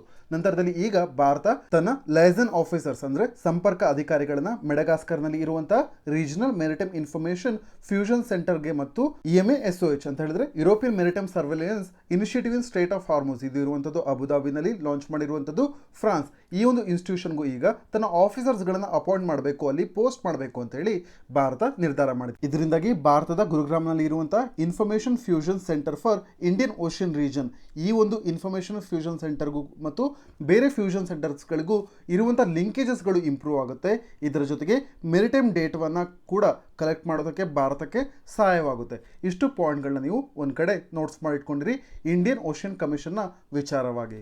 ಈಗ ನಾವು ಮುಂದಿನ ಆರ್ಟಿಕಲ್ಗೆ ಮೂವ್ ಆಗಿದ್ದರೆ ಈ ಒಂದು ಆರ್ಟಿಕಲ್ ಪೇಜ್ ನಂಬರ್ 6ರಲ್ಲಿ ಅಪಿಯರ್ ಆಗಿದೆ. ಈ ಒಂದು ಆರ್ಟಿಕಲ್ನಲ್ಲಿ ಆಂಟಿ ಡಿಸ್ಕ್ರಿಮಿನೇಷನ್ ಲಾದ ಬಗ್ಗೆ ಚರ್ಚೆ ಮಾಡ್ತಾ ಇದ್ದಾರೆ. ತಾರತಮ್ಯ ವಿರೋಧಿ ಕಾನೂನಿನ ಅವಶ್ಯಕತೆ ಎಷ್ಟರ ಮಟ್ಟಿಗೆ ಇದೆ ಭಾರತದಲ್ಲಿ ಅಂತ ಹೇಳಿ ಚರ್ಚೆ ಮಾಡ್ತಾ ಇದ್ದಾರೆ. ಮತ್ತು ಇದೇ ಆರ್ಟಿಕಲ್ನಲ್ಲಿ ಹೇಳ್ತಾ ಇದ್ದಾರೆ ಭಾರತ ಡೆಮೋಕ್ರಸಿ ವಿಷಯದಲ್ಲಿ ತುಂಬಾ ಯೂನಿಕ್ ಆಗಿದೆ ಅಂತ ಹೇಳಿದ್ರೆ ಪ್ರಜಾಪ್ರಭುತ್ವದಲ್ಲಿ ವಿಶಿಷ್ಟವಾಗಿದೆ ಮತ್ತು ಕಾನ್ಸ್ಟಿಟ್ಯೂಷನಲ್ ರೈಟ್ ಈಕ್ವಾಲಿಟಿನ ಕಾನ್ಸ್ಟಿಟ್ಯೂಷನಲ್ ರೈಟ್ ಮಾಡಿದೆ. ಆದರೆ ಒಂದು ಕಂಪ್ರೆಹೆನ್ಸಿವ್ ಲೆಜಿಸ್ಲೇಷನ್ ಅಂತ ಹೇಳಿದ್ರೆ ಸಮಗ್ರವಾದ ಶಾಸನ ಇದಕ್ಕೆ ಬೆಂಬಲ ನೀಡ್ತಾ ಇಲ್ಲ. ಅದಕ್ಕಾಗಿ ಈಗ ತಾರತಮ್ಯ ವಿರೋಧಿ ಕಾನೂನಿನ ಅವಶ್ಯಕತೆ ಇದೆ ಅಂತ ಹೇಳಿ ಚರ್ಚೆ ಮಾಡ್ತಾ ಇದ್ದಾರೆ. ಈ ಒಂದು ನ್ಯೂಸ್ ಪೇಪರ್ ಆರ್ಟಿಕಲ್ನ ಹಿನ್ನೆಲೆಯಲ್ಲಿ ಆರ್ಟಿಕಲ್ 15 ಅನ್ನು ಕವರ್ ಮಾಡುವಂಥದ್ದು ತುಂಬಾ ಇಂಪಾರ್ಟೆಂಟ್ ಆಗುತ್ತೆ. ನಂತರದಲ್ಲಿ ಈ ಒಂದು ಆರ್ಟಿಕಲ್ನ ನೀವು ಸಿಲೆಬಸ್ GS2 ಕಡೆ ಬರುವಂಥ ಇಂಡಿಯನ್ ಕಾನ್ಸ್ಟಿಟ್ಯೂಷನ್ ಮತ್ತು mechanisms loss institution and bodies constituted for the protection and betterment of these vulnerable sections ಈ ಒಂದು ಟಾಪಿಕ್ನ ಅಡಿಯಲ್ಲಿ ನೋಟ್ಸ್ನ ಮಾಡ್ಕೊಬಹುದು. ಈಗ ಮೊದಲನೇದಾಗಿ ಆರ್ಟಿಕಲ್ 15 ಒಂದು ಫಂಡಮೆಂಟಲ್ ರೈಟ್ ಆಗಿರುವಂಥ ಆರ್ಟಿಕಲ್ 15 ಮೂಲಭೂತ ಹಕ್ಕಿನ ಬಗ್ಗೆ ಚರ್ಚೆ ಮಾಡೋದಾದ್ರೆ ಮೊದಲನೇದಾಗಿ ಧರ್ಮ, ಜನಾಂಗ, ಜಾತಿ, ಲಿಂಗ ಅಥವಾ ಹುಟ್ಟಿದ ಸ್ಥಳಗಳ ಆಧಾರದ ಮೇಲೆ ತಾರತಮ್ಯವನ್ನು ನಿಷೇಧ ಮಾಡಿದೆ ಆರ್ಟಿಕಲ್ 15. ಇದರ ಕೆಳಗಡೆ ಬರುವಂಥ ಫಸ್ಟ್ ಕ್ಲಾಸ್ನಲ್ಲಿ ಏನು ಹೇಳ್ತಾರೆ ಅಂತ ಹೇಳಿದ್ರೆ ಧರ್ಮ, ಜನಾಂಗ, ಜಾತಿ, ಲಿಂಗ ಅಥವಾ ಹುಟ್ಟಿದ ಸ್ಥಳ ಇವುಗಳ ಆಧಾರದ ಮೇಲೆ ಯಾವುದೇ ರಾಜ್ಯ ಯಾವುದೇ ನಾಗರಿಕನ ವಿರುದ್ಧ ತಾರತಮ್ಯ ಮಾಡಬಾರ್ದು ಅಂತ ಹೇಳುತ್ತೆ. ನಂತರದಲ್ಲಿ ಆರ್ಟಿಕಲ್ 15(2) ಎರಡನೇ ಕ್ಲಾಸ್ನಲ್ಲಿ ಹೇಳ್ತಾರೆ ಯಾವುದೇ ನಾಗರಿಕನು ಕೂಡ ಧರ್ಮ, ಜನಾಂಗ, ಜಾತಿ, ಲಿಂಗ ಅಥವಾ ಹುಟ್ಟಿದ ಸ್ಥಳ ಅಥವಾ ಅವುಗಳಲ್ಲಿ ಯಾವುದಾದ್ರೂ ಒಂದು ಆಧಾರದ ಮೇಲೆ ಯಾವುದೇ ರೀತಿಯಲ್ಲಿ ಆತ ಡಿಸೆಬಿಲಿಟಿ ಅಥವಾ ಲಯಬಿಲಿಟಿ ಅಥವಾ ರಿಸ್ಟ್ರಿಕ್ಷನ್ ಅಥವಾ ಕಂಡೀಷನ್ಗೆ ಒಳಗಾಗೋದಿಲ್ಲ ಅಂತ ಹೇಳುತ್ತೆ. ಅದು ಯಾವ ವಿಚಾರಗಳಲ್ಲಿ ಅಂತ ಹೇಳಿದ್ರೆ ಅಂಗಡಿಗಳಿಗೆ ಅಥವಾ ಸಾರ್ವಜನಿಕ ರೆಸ್ಟೋರೆಂಟ್ಗಳಿಗೆ, ಹೋಟೆಲ್ಗಳಿಗೆ ಅಥವಾ ಪಬ್ಲಿಕ್ ಎಂಟರ್ಟೈನ್ಮೆಂಟ್ ಪ್ಲೇಸಸ್ಗಳಿಗೆ ಆಕ್ಸೆಸ್ ಅನ್ನು ಪ್ರೊವೈಡ್ ಮಾಡಬೇಕು. ಇಲ್ಲಿ ಯಾವುದೇ ರೀತಿ ಡಿಸ್ಕ್ರಿಮಿನೇಷನ್ ಮಾಡಬಾರ್ದು. ನಂತರದಲ್ಲಿ state funded completely state fund ಮಾಡಿರ್ಬೋದು ಅಥವಾ ಪಾರ್ಷಿಯಲಿ ಸ್ಟೇಟ್ ಫಂಡ್ ಮಾಡಿರ್ಬೋದು. ಅಂತ ಸಂದರ್ಭದಲ್ಲಿ ವೆಲ್ಸ್, ಟ್ಯಾಂಕ್ಸ್, ಬಾತಿಂಗ್ ಗಾರ್ಡ್ಸ್ ಅಂದರೆ ಬಾವಿಗಳು, ಟ್ಯಾಂಕ್ಗಳು, ಸ್ನಾನದ ಗಟ್ಟೆಗಳು ಮತ್ತು ರಸ್ತೆಗಳು ಮತ್ತು ಸಾರ್ವಜನಿಕ ರೆಸಾರ್ಟ್ನ ಸ್ಥಳಗಳು ಇವುಗಳ ಬಳಕೆಗೆ ಸಂಪೂರ್ಣವಾಗಿ ಅಧಿಕಾರವಿರುತ್ತೆ ಪ್ರತಿಯೊಬ್ಬ ನಾಗರಿಕನಿಗೂ ಅಂತ ಹೇಳಿ ಆರ್ಟಿಕಲ್ 15(2)B ನಲ್ಲಿ ಮೆನ್ಷನ್ ಆಗಿದೆ. ನಂತರದಲ್ಲಿ ಆರ್ಟಿಕಲ್ 15(3) ನಲ್ಲಿ ಏನು ಹೇಳ್ತಾರೆ ಅಂತ ಹೇಳಿದ್ರೆ, ಮಹಿಳೆಯರಿಗೆ ಮತ್ತು ಮಕ್ಕಳಿಗೆ ಸ್ಟೇಟ್ ಯಾವುದಾದ್ರೂ ಒಂದು ಸ್ಪೆಷಲ್ ಪ್ರಾವಿಷನ್ ಮಾಡಬೇಕಾದ್ರೆ ಈ ಒಂದು ಆರ್ಟಿಕಲ್ 15 ಏನಿದೆ ಅದು ಯಾವುದೇ ರೀತಿಯಲ್ಲಿ ತಡೆಯೋದಿಲ್ಲ ಅಂತ ಹೇಳ್ತಾರೆ. ಇದರ ಜೊತೆಗೆ ಆರ್ಟಿಕಲ್ 15(4) ನಲ್ಲೂ ಕೂಡ ಇದೇ ತರ ಮೆನ್ಷನ್ ಆಗಿದೆ. ಏನು ಅಂತ ಹೇಳಿದ್ರೆ, ಸ್ಪೆಷಲ್ ಪ್ರಾವಿಷನ್ಸ್ ಗಳನ್ನ ಸೋಷಿಯಲಿ ಮತ್ತು ಎಜುಕೇಶನಲಿ ಬ್ಯಾಕ್ವರ್ಡ್ ಕ್ಲಾಸಸ್ ಗಳಿಗೆ ಮಾಡಬಹುದು. ನಂತರದಲ್ಲಿ ಆರ್ಟಿಕಲ್ 29(2) ಕೆಳಗಡೆ ಮೆನ್ಷನ್ ಆಗಿರುವಂತಹ ಪ್ರಾವಿಷನ್ ಏನಿದೆ ಅಂತ ಹೇಳಿದ್ರೆ, ಎಜುಕೇಶನ್ ಇನ್ಸ್ಟಿಟ್ಯೂಷನ್ಸ್ ಗಳಲ್ಲಿ ರಿಲಿಜಿಯನ್, ರೇಸ್, ಕ್ಯಾಸ್ಟ್, ಲ್ಯಾಂಗ್ವೇಜ್ ಇವುಗಳ ಆಧಾರದ ಮೇಲೆ ಅಡ್ಮಿಷನ್ ಅನ್ನ ಡೆನೈ ಮಾಡಬಾರದು, ಅಂದ್ರೆ ನಾಗರಿಕರಿಗೆ ಅಡ್ಮಿಷನ್ ಅನ್ನ ನಿರಾಕರಿಸಬಾರದು ಅಂತ ಹೇಳಿದೆ ಆರ್ಟಿಕಲ್ 29(2). ಇದನ್ನೇ ಈ ಒಂದು ಆರ್ಟಿಕಲ್ 15 ಕೂಡ ಸಪೋರ್ಟ್ ಮಾಡುತ್ತೆ. ಅಂದ್ರೆ ಆರ್ಟಿಕಲ್ 29(2) ಕೆಳಗಡೆ ಮೆನ್ಷನ್ ಮಾಡಿರುವಂತಹ ಪ್ರಾವಿಷನ್ ನ ಈ ಒಂದು ಆರ್ಟಿಕಲ್ 15 ಯಾವುದೇ ರೀತಿಯಲ್ಲಿ ತಡೆಯೋದಿಲ್ಲ ಅಂತ ಈ ಒಂದು ಆರ್ಟಿಕಲ್ ನಲ್ಲಿ ಮೆನ್ಷನ್ ಮಾಡಿದ್ದಾರೆ. ಇಷ್ಟು ಪಾಯಿಂಟ್ಸ್ ಗಳನ್ನ ನೀವು ಆರ್ಟಿಕಲ್ 15 ನ ಬಗ್ಗೆ ತಿಳ್ಕೊಂಡಿರ್ಬೇಕಾಗುತ್ತೆ. ನಂತರದಲ್ಲಿ ಇನ್ನು ಡೀಪ್ ಆಗಿ ನೀವು ಲಕ್ಷ್ಮೀಕಾಂತ್ ಟೆಕ್ಸ್ಟ್ ಬುಕ್ ಅನ್ನ ರೆಫರ್ ಮಾಡಬಹುದು. ನಾನು ಇಲ್ಲಿ ಕೇವಲ ಕ್ವಿಕ್ ಆಗಿ ಒಂದು ಓವರ್ ವ್ಯೂ ಅನ್ನು ಕೊಟ್ಟಿದ್ದೇನೆ ಆರ್ಟಿಕಲ್ 15 ನ ಬಗ್ಗೆ. ನಂತರದಲ್ಲಿ ಆರ್ಟಿಕಲ್ 15 ಅನ್ನು ನೀವು ಮುಖ್ಯವಾಗಿ ಏನು ನೆನಪಿಕೊಂಡಿರಬೇಕು ಅಂತ ಹೇಳಿದ್ರೆ, ಈ ಒಂದು ಆರ್ಟಿಕಲ್ ನ ಕೆಳಗಡೆ ಡಿಸ್ಕ್ರಿಮಿನೇಷನ್, ತಾರತಮ್ಯವನ್ನ ಪ್ರೊಹಿಬಿಟ್ ಮಾಡಿದ್ದಾರೆ, ನಿರ್ಬಂಧನೆ ಮಾಡಿದ್ದಾರೆ ಅನ್ನುವಂಥ ಒಂದು ಪಾಯಿಂಟ್ ನಿಮಗೆ ಚೆನ್ನಾಗಿ ನೆನಪಿರಬೇಕು. ಮತ್ತು ಇದೊಂದು ಫಂಡಮೆಂಟಲ್ ರೈಟ್ ಆಗಿದೆ ಅನ್ನುವಂಥ ಒಂದು ಪಾಯಿಂಟ್ ಕೂಡ ನಿಮಗೆ ನೆನಪಿರಬೇಕು. ಈಗ ನಾವು ನ್ಯೂಸ್ ಪೇಪರ್ ಆರ್ಟಿಕಲ್ ನ ಹೈಲೈಟ್ಸ್ ಗಳ ಪಾಯಿಂಟ್ ಗಳ ಚರ್ಚೆಗೆ ಮುಂದುವರೆದಿದೆ. ಆದರೆ ಈ ಒಂದು ಆರ್ಟಿಕಲ್ ನಲ್ಲಿ ಏನ್ ಹೇಳ್ತಿದ್ದಾರೆ ಅಂತ ಹೇಳಿದ್ರೆ, ಈಗ ಭಾರತದಲ್ಲಿ ಆಂಟಿ ಡಿಸ್ಕ್ರಿಮಿನೇಷನ್ ಲಾ, ತಾರತಮ್ಯ ವಿರೋಧಿ ಕಾನೂನಿನ ಅವಶ್ಯಕತೆ ಇದೆ ಅಂತ ಹೇಳ್ತಾ ಇದ್ದಾರೆ. ಯಾಕೆ ಈ ತರ ಹೇಳ್ತಿದ್ದಾರೆ ಅಂತ ಹೇಳಿದ್ರೆ, ಮಾಜಿ ವೆಸ್ಟ್ ಇಂಡೀಸ್ ನ ಕ್ರಿಕೆಟ್ ನಾಯಕ ಡ್ಯಾರೆನ್ ಸೆಮಿ ಅವರು ಇತ್ತೀಚೆಗೆ ವರ್ಣಭೇದ ನೀತಿ ಅಂದ್ರೆ ರೇಷಿಯಲ್ ಡಿಸ್ಕ್ರಿಮಿನೇಷನ್ ನ ಬಗ್ಗೆ, ಭಾರತದಲ್ಲಿ ಕ್ರಿಕೆಟ್ ಪ್ಲೇಯರ್ಸ್ ಗಳು ಅವರ ವಿರುದ್ಧವಾಗಿ ಮಾಡಿದಂತ ರೇಷಿಯಲ್ ಡಿಸ್ಕ್ರಿಮಿನೇಷನ್ ನ ಬಗ್ಗೆ ಅವರು ಬಹಿರಂಗಪಡಿಸಿದ್ದಾರೆ. ಮತ್ತು ಸ್ಪೋರ್ಟ್ಸ್ ಅನ್ನುವಂಥದ್ದು ಒಂದು ಮೈಕ್ರೋಕಾಸಮ್ ಆಫ್ ಸೊಸೈಟಿ ಅಂತ ಹೇಳ್ತಾರೆ, ಅಂದ್ರೆ ಸಮಾಜದ ಸೂಕ್ಷ್ಮ ರೂಪ ಅಂತ ಹೇಳ್ತಾರೆ. ಇದನ್ನ ಲೆವೆಲರ್ ಆಗಿ ಕೂಡ ನಾವು ನೋಡ್ತೇವೆ. ಆದ್ರೆ ಭಾರತದಲ್ಲಿ ಏನಾಗ್ತಿದೆ ಅಂತ ಹೇಳಿದ್ರೆ, ಇದು ಸ್ಥಳೀಯ ಅಸಮಾನತೆಗಳನ್ನು ಕೂಡ ಒತ್ತಿ ಹೇಳ್ತಾ ಇದೆ ಅಂತ ಇಲ್ಲಿ ಲೇಖಕರು ತಮ್ಮ ಅಭಿಪ್ರಾಯವನ್ನು ವ್ಯಕ್ತಪಡಿಸ್ತಿದ್ದಾರೆ. ಏಕೆ ಅಂತ ಹೇಳಿದ್ರೆ, ಭಾರತದ ಮಾಜಿ ಕ್ರಿಕೆಟ್ಗೆ ಇರ್ಫಾನ್ ಪಠಾಣ್ ಅವರು ದಕ್ಷಿಣ ಭಾರತದ ಆಟಗಾರರ ವಿರುದ್ಧವಾಗಿ, ಉತ್ತರ ಭಾರತದಲ್ಲಿ ನಡೀತಿರುವಂತಹ ಕ್ರಿಕೆಟ್ ಮ್ಯಾಚಸ್ ಗಳಲ್ಲಿ ದಕ್ಷಿಣ ಭಾರತದ ಆಟಗಾರರ ವಿರುದ್ಧವಾಗಿ ಯಾವ ರೀತಿಯಲ್ಲಿ ರೇಷಿಯಲ್ ಡಿಸ್ಕ್ರಿಮಿನೇಷನ್ ನಡೀತಿತ್ತು, ಇದರ ಬಗ್ಗೆ ಇವರು ಪಠಾಣ್ ರವರು ವಾಯ್ಸ್ ಅನ್ನ ರೈಸ್ ಮಾಡಿದ್ರು, ಟ್ವೀಟ್ ಮಾಡೋದ್ರ ಮುಖಾಂತರವಾಗಿ. ಈ ಹಿನ್ನೆಲೆಯಲ್ಲಿ ಲೇಖಕರು ಏನ್ ಹೇಳ್ತಿದ್ದಾರೆ ಅಂತ ಹೇಳಿದ್ರೆ, ನಮ್ಮ ದೇಶದಲ್ಲಿ ಜಾತಿ, ವರ್ಗ, ಲಿಂಗ ಮತ್ತು ಧರ್ಮದ ಇತರ ವಿಷಯಗಳ ಜೊತೆಗೆ ಐತಿಹಾಸಿಕವಾಗಿ ಬೇರೂರಿರುವಂತಹ ಇತರ ತಾರತಮ್ಯಗಳಿಂದನೂ ಕೂಡ ಸಮಸ್ಯೆ ಉಲ್ಬಣವಾಗ್ತಿದೆ ಅಂತ ಲೇಖಕರು ಹೇಳ್ತಾ ಇದ್ದಾರೆ. ಇಲ್ಲಿ ನೀವು ಮುಖ್ಯವಾಗಿ ಅಬ್ಸರ್ವ್ ಮಾಡಬೇಕಾದಂಥದ್ದು ಏನು ಅಂತ ಹೇಳಿದ್ರೆ, ಇಲ್ಲಿ ಡಿಸ್ಕ್ರಿಮಿನೇಷನ್ ಅನ್ನ ಎಕ್ಸಾಬರೇಟ್ ಅಂತ ಹೇಳಿದ್ರೆ ಉಲ್ಬಣ ಮಾಡ್ತಿರುವಂತದ್ದು, ಜಾಸ್ತಿ ಮಾಡ್ತಿರುವಂತದ್ದು ಏನು ಅಂತ ಹೇಳಿದ್ರೆ, ಹಿಸ್ಟಾರಿಕಲಿ ಇನ್ಗ್ರೇನ್ ಫಾರ್ಮ್ಸ್ ಅಂತ ಅಂದ್ರೆ ನಮ್ಮ ಭಾರತ ದೇಶದಲ್ಲಿ ಐತಿಹಾಸಿಕವಾಗಿ ಬೇರೂರಿರುವಂತಹ ತಾರತಮ್ಯ ವಿಚಾರವಾಗಿ ಈ ಎಲ್ಲಾ ಸಮಸ್ಯೆಗಳು ಸೇರಿ ಡಿಸ್ಕ್ರಿಮಿನೇಷನ್ ತರತರದ ಫಾರ್ಮ್ ಅನ್ನ ಪಡಿತಾ ಇದೆ ಅಂತ ಹೇಳ್ತಾ ಇದ್ದಾರೆ. ಮತ್ತು ಇಲ್ಲಿ ಇರ್ಫಾನ್ ಪಠಾಣ್ ಅವರ ಟ್ವೀಟ್ ಅನ್ನು ಕೂಡ ಇಲ್ಲಿ ರೆಫರೆನ್ಸ್ ಆಗಿ ಯೂಸ್ ಮಾಡ್ಕೊಂತಾರೆ. ಇರ್ಫಾನ್ ಪಠಾಣ್ ಅವರು ತಮ್ಮ ಟ್ವೀಟ್ ನಲ್ಲಿ ಹೇಳಿದ್ರು, ನಮ್ಮ ಕಂಟ್ರಿಯಲ್ಲಿ ಏನಾಗ್ತಿದೆ ಅಂತ ಹೇಳಿದ್ರೆ, ಕಲರ್ ಆಫ್ ಅವರ್ ಸ್ಕಿನ್ ಅಂತ ಹೇಳಿದ್ರೆ ನಮ್ಮ ಚರ್ಮದ ಬಣ್ಣವನ್ನು ಮೀರಿದಂತ ವರ್ಣಭೇದ ನೀತಿ ಇದೆ. ಇಲ್ಲಿ ಏನು ಅಂತ ಹೇಳಿದ್ರೆ, ನಂಬಿಕೆಯ ಆಧಾರದ ಮೇಲೂ ಕೂಡ ಇಲ್ಲಿ ನಮ್ಮ ದೇಶದಲ್ಲಿ ಡಿಸ್ಕ್ರಿಮಿನೇಷನ್ ನಡೆಯುತ್ತೆ ಅಂತ ಹೇಳ್ತಾ ಇದ್ದಾರೆ. ಇದಕ್ಕೆ ಉದಾಹರಣೆ ಹೇಳೋದಾದ್ರೆ, ಮನೆಗಳನ್ನ ಖರೀದಿ ಮಾಡಬೇಕಾದ್ರೆ ಅಥವಾ ಮನೆಗಳನ್ನ ಬಾಡಿಗೆಯಾಗಿ ಪಡ್ಕೊಳ್ಳುವಂತ ಸಂದರ್ಭದಲ್ಲಿ ಜಾತಿಯನ್ನ ಕೇಳ್ತಾರೆ. ಈ ರೀತಿಯಲ್ಲಿ ನಾವು ನೋಡಬಹುದು, ನಮ್ಮ ದೇಶದಲ್ಲಿ ವರ್ಣಭೇದ ನೀತಿಯನ್ನು ಕೂಡ ಮೀರಿದಂತ, ನಮ್ಮ ಚರ್ಮದ ಬಣ್ಣವನ್ನು ಮೀರಿದಂತ ಒಂದು ನಂಬಿಕೆ ಆಧಾರದ ಮೇಲೆಯೂ ಕೂಡ ನಮ್ಮ ದೇಶದಲ್ಲಿ ಡಿಸ್ಕ್ರಿಮಿನೇಷನ್ ನಡೆಯುತ್ತೆ ಅಂತ ಈ ಒಂದು ಆರ್ಟಿಕಲ್ ನಲ್ಲಿ ಮೆನ್ಷನ್ ಮಾಡಿದ್ದಾರೆ. ನಂತರದಲ್ಲಿ ಮುಂದುವರೆದು ಲೇಖಕರು ಹೇಳ್ತಾರೆ, ನಮ್ಮ ದೇಶದಲ್ಲಿ ಮೂಲಭೂತ ಸರಕುಗಳಿಂದ ಹಿಡಿದು, ಮೂಲಭೂತ ಸರಕುಗಳ ಉಪಯೋಗದಿಂದ ಹಿಡಿದು ಶಿಕ್ಷಣ ಮತ್ತು ಉದ್ಯೋಗದವರೆಗೆ ಜೀವನದ ಪ್ರತಿಯೊಂದು ಘಟ್ಟದಲ್ಲೂ ಕೂಡ, ಪ್ರತಿಯೊಂದು ಅಂಶದಲ್ಲೂ ಕೂಡ ಪ್ರಿಜುಡಿಸಸ್ ಇದೆ ಡಿಸ್ಕ್ರಿಮಿನೇಷನ್ ನ ಬಗ್ಗೆ, ಅಂದ್ರೆ ಪೂರ್ವಗ್ರಹ ಚಿಂತನೆಗಳಿದಾವೆ ಡಿಸ್ಕ್ರಿಮಿನೇಷನ್ ನ ಬಗ್ಗೆ. ಮತ್ತು ಕೆಲವೊಂದು ಸಂದರ್ಭಗಳಲ್ಲಿ ಇದು ನೇರವಾಗಿ ಕಂಡ್ರೆ, ಹಲವಾರು ಸಂದರ್ಭಗಳಲ್ಲಿ ಈ ತಾರತಮ್ಯ ಪರೋಕ್ಷ ಮತ್ತು ಅನಪೇಕ್ಷಿತವಾಗಿದೆ ಅಂತ ಹೇಳ್ತಾ ಇದ್ದಾರೆ. ನಂತರದಲ್ಲಿ ಲೇಖಕರು USA ಸುಪ್ರೀಂ ಕೋರ್ಟ್ ನ ಒಂದು ರೂಲಿಂಗ್ ನ ವಿಚಾರವಾಗಿ ಮಾತನಾಡ್ತಾರೆ. 1971 Griggs versus Duke Power company ಈ ಒಂದು ಕೋರ್ಟ್ ಕೇಸ್ ನಲ್ಲಿ ಏನಾಗುತ್ತೆ ಅಂತ ಹೇಳಿದ್ರೆ, 1964 US ಸಿವಿಲ್ ರೈಟ್ಸ್ ಆಕ್ಟ್ ಅನ್ನ ಈ ಒಂದು ಡ್ಯೂಕ್ ಪವರ್ ಕಂಪನಿ, ಒಂದು ಪ್ರೈವೇಟ್ ಕಂಪನಿ ವೈಲೇಟ್ ಮಾಡುತ್ತೆ. ಯಾವ ರೀತಿಯಲ್ಲಿ ರೇಷಿಯಲ್ ಡಿಸ್ಕ್ರಿಮಿನೇಷನ್ ಮಾಡ್ತಾರೆ ಅಂತ ಹೇಳಿದ್ರೆ, ಈ ಒಂದು ಪ್ರೈವೇಟ್ ಎಲೆಕ್ಟ್ರಿಕ್ ಅಥವಾ ಪವರ್ ಕಂಪನಿನಲ್ಲಿ ಕೆಲಸವನ್ನ ಪಡಿಬೇಕು ಆಫ್ರಿಕನ್ ಅಮೆರಿಕನ್ಸ್ ಅಂತ ಹೇಳಿದ್ರೆ, ಅವರುಗಳು ಒಂದು ಎಕ್ಸಾಮ್ ಅನ್ನ ಅಟೆಂಡ್ ಮಾಡಬೇಕಾಗಿರುತ್ತೆ. ಎಂಟ್ರಿ ಲೆವೆಲ್ ಜಾಬ್ಸ್ಗೂ ಕೂಡ ಅವರು ಒಂದು ಅಪ್ಲಿಕೇಶನ್ ಜೊತೆಗೆ ಒಂದು ರಿಟರ್ನ್ ಎಕ್ಸಾಮಿನೇಷನ್ ಬರೀಬೇಕಾಗಿರುತ್ತೆ. ಆದ್ರೆ US ನಲ್ಲಿ US civil rights act of 1964 ಇದರ ಕೆಳಗಡೆ ಈ ರೀತಿಯಾದಂತಹ ಎಕ್ಸಾಮಿನೇಷನ್ಸ್ ಗಳು, ಅದು ಕೂಡ discrimination, racial discrimination African Americans ಗಳ ವಿಚಾರದಲ್ಲಿ ಇದು ಕಾನೂನು ಬಾಹಿರವಾಗಿದೆ ಅಂತ ಸುಪ್ರೀಂ ಕೋರ್ಟ್ ಹೇಳುತ್ತೆ. ಮತ್ತು ಖಾಸಗಿ ಕೆಲಸದ ಸ್ಥಳಗಳಲ್ಲಿ ಜನಾಂಗೀಯ ತಾರತಮ್ಯ ಅಂದ್ರೆ ರೇಷಿಯಲ್ ಡಿಸ್ಕ್ರಿಮಿನೇಷನ್ ಮಾಡುವಂತದ್ದು ಕಾನೂನು ಬಾಹಿರ ಅಂತ ಸುಪ್ರೀಂ ಕೋರ್ಟ್ ಅನೌನ್ಸ್ ಮಾಡುತ್ತೆ. ನಂತರದಲ್ಲಿ ಇದೇ ಕೇಸ್ ನಲ್ಲಿ USA ಸುಪ್ರೀಂ ಕೋರ್ಟ್ ನ ಚೀಫ್ ಜಸ್ಟಿಸ್ ಬರ್ಗರ್ ಅವರು ಹೇಳ್ತಾರೆ ಏನು ಅಂತ ಹೇಳಿದ್ರೆ, ಈ ಒಂದು ಪ್ರಾಕ್ಟೀಸ್ ಏನಿದೆ ಎಕ್ಸಾಮಿನೇಷನ್ ಅನ್ನ ಕೇವಲ ಆಫ್ರಿಕನ್ ಅಮೆರಿಕನ್ಸ್ ಗಳಿಗೆ ಅಭ್ಯರ್ಥಿಗಳಿಗೆ ಕೆಲಸ ನೀಡುವಲ್ಲಿ ಕಂಡಕ್ಟ್ ಮಾಡುವಂಥದ್ದು. ಈ ಪ್ರಾಕ್ಟೀಸಸ್ಗಳು ಫೇರ್ ಇದ್ದಾವೆ, ಆದರೆ ಇಲ್ಲಿ ಆಪರೇಷನ್ನಲ್ಲಿ ಡಿಸ್ಕ್ರಿಮಿನೇಷನ್ ಇದೆ ಅಂತ ಹೇಳಿ ಹೇಳ್ತಾರೆ. ಅಂದರೆ ಅಭ್ಯಾಸಗಳು ನ್ಯಾಯಯುತವಾಗಿದ್ದಾವೆ, ಆದರೆ ಕಾರ್ಯಾಚರಣೆಯಲ್ಲಿ ತಾರತಮ್ಯ ಅಂದರೆ ಡಿಸ್ಕ್ರಿಮಿನೇಷನ್ ಇದೆ ಅಂತ ಹೇಳಿ ಹೇಳ್ತಾರೆ. ನಂತರದಲ್ಲಿ ಅವರು ಹೇಳ್ತಾರೆ ಇದು ಯಾವ ರೀತಿ ಆಗುತ್ತೆ ಅಂತ ಹೇಳಿದ್ರೆ, ಕೊಕ್ಕರೆ ಮತ್ತು ನರಿಗೆ ಹಾಲನ್ನು ನೀಡುವಂಥ ಕಲ್ಪನೆಯ ವಿಚಾರವಾಗಿ ಅವರು ಹೇಳ್ತಾರೆ. ಇಲ್ಲಿ ಹಾಲನ್ನು ನೀಡಿರುವಂಥ ಅಭ್ಯಾಸ ನ್ಯಾಯಯುತವಾಗಿದೆ, ಆದರೆ ಕಾರ್ಯಾಚರಣೆಯಲ್ಲಿ ತಾರತಮ್ಯ ಇದೆ. ಅದು ಕೂಡ ಯಾವ ಒಂದು ವೆಸಲ್ನಲ್ಲಿ, ಯಾವ ಒಂದು ಪಾತ್ರೆಯಲ್ಲಿ ಹಾಲನ್ನು ನೀಡ್ತಾರೆ ಅನ್ನುವಂಥದ್ದು ಇಂಪಾರ್ಟೆಂಟ್ ಆಗುತ್ತೆ ಅಂತ ಹೇಳಿ ಈ ಒಂದು Supreme Court 1971 Griggs versus Duke Power Company ಕೇಸ್ನಲ್ಲಿ ಸುಪ್ರೀಂ ಕೋರ್ಟ್ ತನ್ನ ಅಭಿಪ್ರಾಯವನ್ನು ತಿಳಿಸುತ್ತೆ. ಇಲ್ಲಿ ನಿಮಗೆ ಅರ್ಥವಾಗಿರಬೇಕು ಕ್ಲಿಯರ್ ಆಗಿ ಏನು ಅಂತ ಹೇಳಿದ್ರೆ, ಅಭ್ಯಾಸಗಳು ನ್ಯಾಯಯುತವಾಗಿದ್ದರೆ ಸಾಕಾಗೋದಿಲ್ಲ.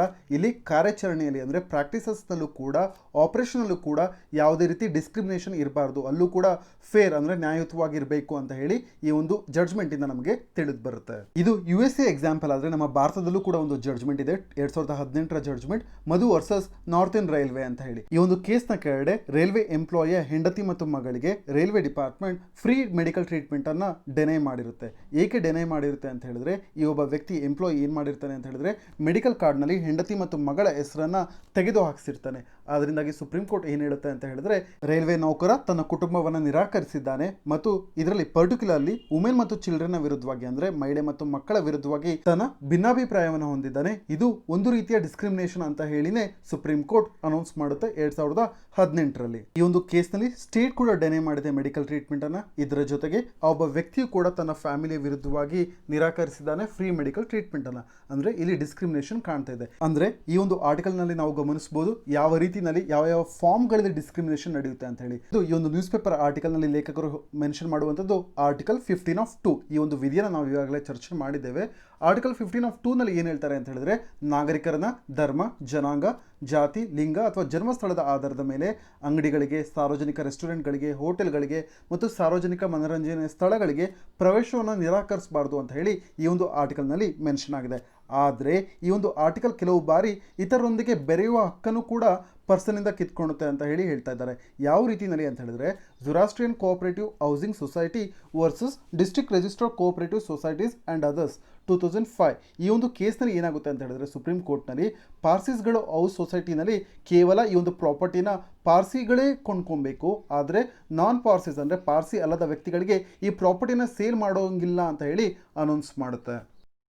ಇಲ್ಲಿ ನಮಗೆ ಕ್ಲಿಯರ್ ಆಗಿ ಗೊತ್ತಾಗುತ್ತೆ ಆರ್ಟಿಕಲ್ 15(2) ಈ ಒಂದು ವಿಧಿಯನ್ನ ಸುಪ್ರೀಂ ಕೋರ್ಟ್ ಕಡೆಗಣಿಸಿರೋದು ಈ ಒಂದು ತೀರ್ಪಿನ ಮೂಲಕವಾಗಿ ನಮಗೆ ಅರ್ಥವಾಗುತ್ತೆ. ಇದರಲ್ಲಿ ಮುಂದುವರೆದು ಲೇಖಕರು ಹೇಳ್ತಾರೆ, ನಮ್ಮ ದೇಶದಲ್ಲೂ ಕೂಡ ಒಂದು ಆಂಟಿ ಡಿಸ್ಕ್ರಿಮಿನೇಟರಿ ಲಾನ ತರಬೇಕು. ಸೌತ್ ಆಫ್ರಿಕಾದಲ್ಲಿ ಯಾವ ರೀತಿಯಲ್ಲಿ ಆಂಟಿ ಡಿಸ್ಕ್ರಿಮಿನೇಷನ್ ಲಾ ಇದೆ, ಅದೇ ರೀತಿಯಲ್ಲಿ ನಮ್ಮ ದೇಶದಲ್ಲೂ ಕೂಡ ಗೌರ್ಮೆಂಟ್ ವಿರುದ್ಧವಾಗಿ ಮಾತ್ರವಲ್ಲ, ಪ್ರೈವೇಟ್ ಆರ್ಗನೈಸೇಷನ್ಸ್ಗಳು ಕೂಡ ಅಥವಾ ಇಂಡಿವಿಜುವಲ್ಸ್ಗಳು ಕೂಡ ಡಿಸ್ಕ್ರಿಮಿನೇಷನ್ ಮಾಡಿದಂಥ ಸಂದರ್ಭದಲ್ಲಿ ಅವರುಗಳನ್ನ ಪನಿಷ್ ಮಾಡೋದಕ್ಕೆ ಆಂಟಿ ಡಿಸ್ಕ್ರಿಮಿನೇಟರಿ ಲಾನ ತರಬೇಕು ಅಂತ ಹೇಳಿ ಹೇಳ್ತಾ ಇದ್ದಾರೆ. ನಂತರದಲ್ಲಿ ನಮ್ಮ ದೇಶದಲ್ಲಿ ಈ ಥರದ ಕಾನೂನನ್ನು ತರೋದಕ್ಕೆ ಪ್ರಯತ್ನ ಮಾಡಿದಾರ ಅಂತ ಕೇಳಿದ್ರೆ, ಹೌದು, ಶಶಿ ತರೂರ್ ಅವರು 2017ರಲ್ಲಿ ಖಾಸಗಿ ಸದಸ್ಯರ ಮಸೂದೆ ಅಂತ ಹೇಳಿದ್ರೆ ಪ್ರೈವೇಟ್ ಮೆಂಬರ್ಸ್ ಬಿಲ್ಲನ್ನು ಇಂಟ್ರೊಡ್ಯೂಸ್ ಮಾಡ್ತಾರೆ.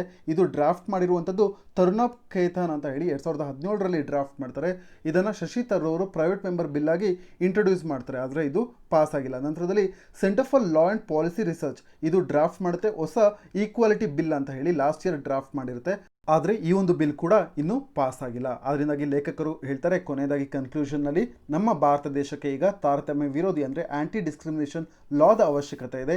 ಮತ್ತು ಈ ಒಂದು ಸಂದರ್ಭದಲ್ಲಿ ನಮ್ಮ ದೇಶ ಯಾವ್ಯಾವ ಫ್ಯಾಕ್ಟರ್ಸ್ಗಳನ್ನು ಕನ್ಸಿಡರ್ ಮಾಡಬೇಕು ಅಂತ ಹೇಳಿದ್ರೆ, ನಮ್ಮ ದೇಶದಲ್ಲಿ ನಡೆಯುವಂಥ ಡಿಫ್ರೆಂಟ್ ಫಾರ್ಮ್ಸ್ ಆಫ್ ಡಿಸ್ಕ್ರಿಮಿನೇಷನ್ ಅಂದರೆ ವಿಭಿನ್ನ ರೀತಿಯ ತಾರತಮ್ಯಗಳನ್ನು ಕೂಡ ನಮ್ಮ ದೇಶ ಅರ್ಥ ಮಾಡಿಕೊಳ್ಳಬೇಕು ಮತ್ತು ನಮ್ಮ ಜೀವನ ವಿಧಾನಗಳನ್ನು ಸುಧಾರಿಸೋದಕ್ಕೆ ಒಂದು ಆಂಟಿ ಡಿಸ್ಕ್ರಿಮಿನೇಷನ್ ಲಾನ ತರಬೇಕು. ಮತ್ತು ಇದರ ಜೊತೆಗೆ ನಮ್ಮ ದೇಶದಲ್ಲಿ ಆಳವಾಗಿ ಬೇರೂರಿರುವಂಥ ತಾರತಮ್ಯ ಸಂಸ್ಕೃತಿಯನ್ನು ಹೋಗಲಾಡಿಸೋದಕ್ಕೂ ಕೂಡ ಸಹಾಯ ಮಾಡುವಂಥ ಕಾನೂನನ್ನು ತರಬೇಕು ಅಂತ ಹೇಳಿ ಲೇಖಕರು ಈ ಒಂದು ಆರ್ಟಿಕಲ್ನ ಮುಗಿಸ್ತಾರೆ.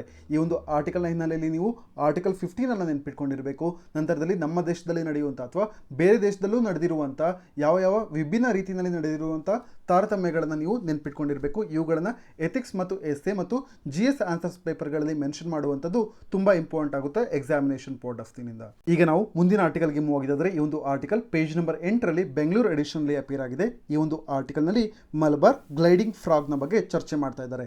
ಇದು ವೆಸ್ಟರ್ನ್ ಘಾಟ್ಸ್ಗೆ ಎಂಡೆಮಿಕ್ ಆಗಿದೆ. ಇದರ ಬಗ್ಗೆ ನಾವೀಗ ಚರ್ಚೆ ಮಾಡೋಣ. ಈ ಒಂದು ಆರ್ಟಿಕಲ್ ನೀವು ಸಿಲೆಬಸ್ GS3 ಕೆಳಗಡೆ ಬರುವಂಥ conservation, environmental pollution and degradation ಮತ್ತು ಎನ್ವಿರಾನ್ಮೆಂಟಲ್ ಇಂಪ್ಯಾಕ್ಟ್ ಅಸೆಸ್ಮೆಂಟ್ ಈ ಒಂದು ಟಾಪಿಕ್ನ ಕೆಳಗಡೆ ನೀವು ನೋಟ್ಸ್ನ ಮಾಡ್ಕೊಬೋದು.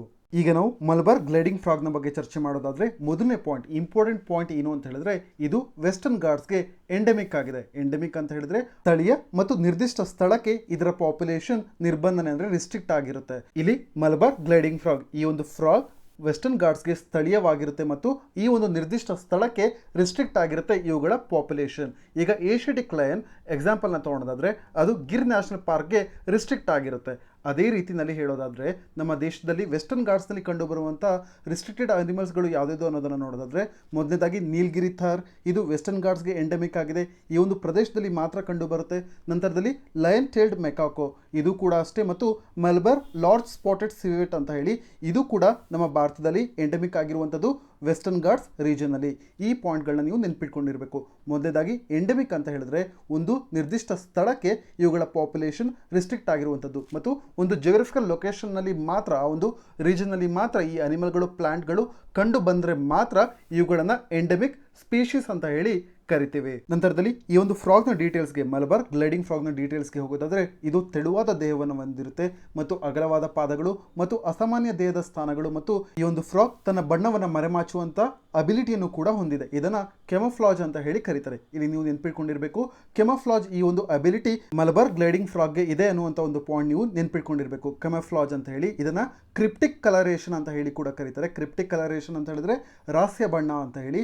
ಇದು ಈ ಜೀವಿಗಳು, ಈ ಸ್ಪೀಶೀಸ್ಗಳು ತಮ್ಮ ನೋಟವನ್ನು ಮರೆಮಾಚೋದಕ್ಕೆ ರಕ್ಷಣಾ ಕಾರ್ಯವಿಧಾನವಾಗಿ ಈ ಒಂದು ತಂತ್ರವನ್ನು ಉಪಯೋಗಿಸ್ತವೆ. ಸಾಮಾನ್ಯವಾಗಿ ಅವುಗಳ ಸುತ್ತಮುತ್ತ ಇರುವಂಥ ಬಣ್ಣದ ಜೊತೆ ಬೆರೆಯೋದಕ್ಕೆ ಈ ಒಂದು ಶಕ್ತಿ ಅವುಗಳಿಗೆ, ಈ ಒಂದು ಅಬಿಲಿಟಿ ಅವುಗಳಿಗೆ ಸಹಾಯ ಮಾಡುತ್ತೆ. ಕೆಮಫ್ಲಾಜ್ ಅನ್ನುವಂಥ ಒಂದು ಕ್ಯಾರೆಕ್ಟರ್ ಅಥವಾ ಅಬಿಲಿಟಿ. ನಂತರದಲ್ಲಿ ಇದರ ಹೆಸರೇ ಹೇಳುವಂತೆ ಇದೊಂದು ಗ್ಲೈಡಿಂಗ್ ಫ್ರಾಗ್ ಆಗಿದೆ ಅಂತ ಹೇಳಿದ್ರೆ ಇದು ಹಾರುವಂಥ ಅಬಿಲಿಟಿಯನ್ನು ಕೂಡ ಹೊಂದಿದೆ. ನಂತರದಲ್ಲಿ ಇದರ ಸ್ಕಿನ್ ಮತ್ತು ಇದರ ಫಿಂಗರ್ ಬಗ್ಗೆ ಹೇಳೋದಾದ್ರೆ ಇದರ ಫಿಂಗರ್ಸ್ಗಳು ಹೆಚ್ಚು ಕಮ್ಮಿ 10 ರಿಂದ 12 ಫೀಟ್ ಅಷ್ಟು ಒಂದು ಬಾರಿ ಆರಿದಂಥ ಸಂದರ್ಭದಲ್ಲಿ ಕವರ್ ಮಾಡುವಂಥ ಅಬಿಲಿಟಿಯನ್ನು ಹೊಂದಿದೆ. ನಂತರದಲ್ಲಿ ಈ ಒಂದು ಕಪ್ಪೆಯ ದೇಹದ ಉದ್ದ ಆಲ್ಮೋಸ್ಟ್ 10 ಸೆಂಟಿಮೀಟರ್ ಅಷ್ಟು ಇರುತ್ತೆ ಮತ್ತು ಇದು ಅತಿ ದೊಡ್ಡ ಪಾಚಿ ಕಪ್ಪೆಗಳಲ್ಲಿ ಒಂದಾಗಿದೆ. ಪಾಚಿ ಕಪ್ಪೆಗಳು ಅಂತ ಹೇಳಿದ್ರೆ ಮಾಸಿ ಫ್ರಾಗ್ಸ್ ಅಂತ ಹೇಳ್ತಾರೆ ಇಂಗ್ಲಿಷ್ನಲ್ಲಿ. ಈ ಕಪ್ಪೆಗಳ ಚರ್ಮ ಹಸಿರು ಬಣ್ಣದಲ್ಲಿ ಇರುತ್ತೆ ಮತ್ತು ಬಂಡೆ ಮೇಲೆ ಬೆಳೆಯುವಂಥ ಪಾಚಿಯ ಕಲ್ಲರನ್ನ ಈ ಚರ್ಮ ಹೋಲುತ್ತೆ. ಆದ್ರಿಂದಾಗಿ ಇವುಗಳನ್ನ ಮಾಸಿ ಫ್ರಾಗ್ಸ್ ಅಥವಾ ಪಾಚಿ ಕಪ್ಪೆಗಳು ಅಂತ ಹೇಳಿ ಕೂಡ ಕರೀತಾರೆ. ನಂತರದಲ್ಲಿ ಇವುಗಳ ದೇಹ ತುಂಬಾ ಸಾಫ್ಟ್ ಆಗಿರೋದ್ರಿಂದ, ಮೃದುವಾಗಿರೋದ್ರಿಂದ ಇವುಗಳು ಹೊಳೆಗಳಲ್ಲಿ ಅಥವಾ ತೇವಾಂಶ ಇರುವಂಥ ಕಾಡುಗಳಲ್ಲಿ ಮಾತ್ರ ಬದುಕುತ್ತೆ. ಆದ್ರಿಂದಾಗಿ ಈಗ ನಮಗೆ ಕೇರಳದಲ್ಲಿ ಪುಲಾಡ್ ಅನ್ನುವಂಥ ಒಂದು ಪ್ರದೇಶದಲ್ಲಿ ಕಂಡು ಬಂದಿದೆ. ಇದು ವೆಸ್ಟರ್ನ್ ಘಾಟ್ ರೀಜನ್ ಆಗಿದೆ. ಇಲ್ಲಿ ರೈನ್ ಫಾರೆಸ್ಟ್ಗಳ ರೀಜನ್ನಲ್ಲಿ ಈ ಒಂದು ಕಪ್ಪೆ ನಮಗೆ ಈಗ ಸಿಕ್ಕಿದೆ. ನಂತರದಲ್ಲಿ ಇಲ್ಲಿ ಇಂಪಾರ್ಟೆಂಟ್ ಪಾಯಿಂಟ್, ಎಂಡೆಮಿಕ್ ಆಗಿದೆ ವೆಸ್ಟರ್ನ್ ಘಾಟ್ಸ್ಗೆ ಅನ್ನುವಂಥದ್ದು. ನಂತರದಲ್ಲಿ ಇದರ ಪ್ರೊಟೆಕ್ಷನ್ ಸ್ಟೇಟಸ್ ಅನ್ನು ನೋಡೋದಾದ್ರೆ IUCN ರೆಡ್ ಲಿಸ್ಟ್ ನಲ್ಲಿ ಇದನ್ನ ಲೀಸ್ಟ್ ಕನ್ಸರ್ನ್ ಕೆಳಗಡೆ ನೋಟ್ ಮಾಡಿದ್ದಾರೆ. ಈ ಒಂದು ಪಾಯಿಂಟ್ ನಿಮಗೆ ತುಂಬಾ ಇಂಪಾರ್ಟೆಂಟ್ ಆಗುತ್ತೆ. ಇದರ IUCN ಸ್ಟೇಟಸ್ ಏನು ಅಂತ ಹೇಳಿದ್ರೆ ಲೀಸ್ಟ್ ಕನ್ಸರ್ನ್ ಅನ್ನುವಂಥದ್ದು. ಇದನ್ನ ಸ್ಟೇಟ್ಮೆಂಟ್ ಮುಖಾಂತರವಾಗಿ ಫಿಲಿಮ್ಸ್ ನಲ್ಲಿ ಕೇಳುವಂತ ಸಾಧ್ಯತೆ ಹೆಚ್ಚಿರುತ್ತೆ. ಆದ್ರಿಂದಾಗಿ ಇದರ IUCN ರೆಡ್ ಲಿಸ್ಟ್ ನಲ್ಲಿ ಬರುವಂತ IUCN ಸ್ಟೇಟಸ್ ಏನು ಅನ್ನೋದು ನೀವು ಚೆನ್ನಾಗಿ ನೆನ್ಪಿಟ್ಕೊಂಡಿರಿ. List concern category. ನಂತರದಲ್ಲಿ ಇನ್ನೊಂದು ಪಾಯಿಂಟ್ ನಾನು ಹೇಳೋದು ಮರ್ತೆ, ಇಲ್ಲಿ ಗಂಡು ಕಪ್ಪೆಗಳು ಹೆಣ್ಣು ಕಪ್ಪೆಗಿಂತ ಚಿಕ್ಕದಾಗಿರ್ತವೆ, ಅಂದ್ರೆ ಹೆಣ್ಣು ಕಪ್ಪೆಗಳು ಸೈಜ್ ನಲ್ಲಿ ದೊಡ್ಡದಾಗಿರ್ತವೆ. ನಂತರದಲ್ಲಿ ಇಲ್ಲಿ ಇನ್ನೊಂದು ಇಂಪಾರ್ಟೆಂಟ್ ಪಾಯಿಂಟ್ ಏನು ಅಂತ ಹೇಳಿದ್ರೆ ಈ ಕಪ್ಪೆಗಳ ಬೆರಳುಗಳು ಮತ್ತು ಕಾಲ್ ಬೆರಳುಗಳು ಮರದ ಕೊಂಬೆಗಳ ಮೇಲೆ ಸ್ಟಿಕ್ ರೂಪದಲ್ಲಿ, ಅಂದ್ರೆ ಕೋಲುಗಳಂತೆ ಯೂಸ್ ಮಾಡಿಕೊಂಡು ನಡೆಯೋದಕ್ಕೆ ಉಪಯೋಗಿಸ್ಕೊಳ್ಳುತ್ತೆ. ಈ ಕಪ್ಪೆಗಳು ತನ್ನ ಬೆರಳುಗಳನ್ನ, ಅಂದ್ರೆ ಕಾಲ್ ಬೆರಳುಗಳನ್ನ, ಫಿಂಗರ್ಸ್ ಮತ್ತು ಟೋಸ್ಗಳನ್ನು, ಬೆರಳುಗಳನ್ನು ಮತ್ತು ಕಾಲ್ ಬೆರಳುಗಳನ್ನು, ಇಷ್ಟು ಪಾಯಿಂಟ್ಗಳನ್ನ ನೀವು ಮಲಬಾರ್ ಗ್ಲೈಡಿಂಗ್ ಫ್ರಾಗ್ನ ಬಗ್ಗೆ ತಿಳ್ಕೊಂಡಿರಬೇಕಾಗುತ್ತೆ.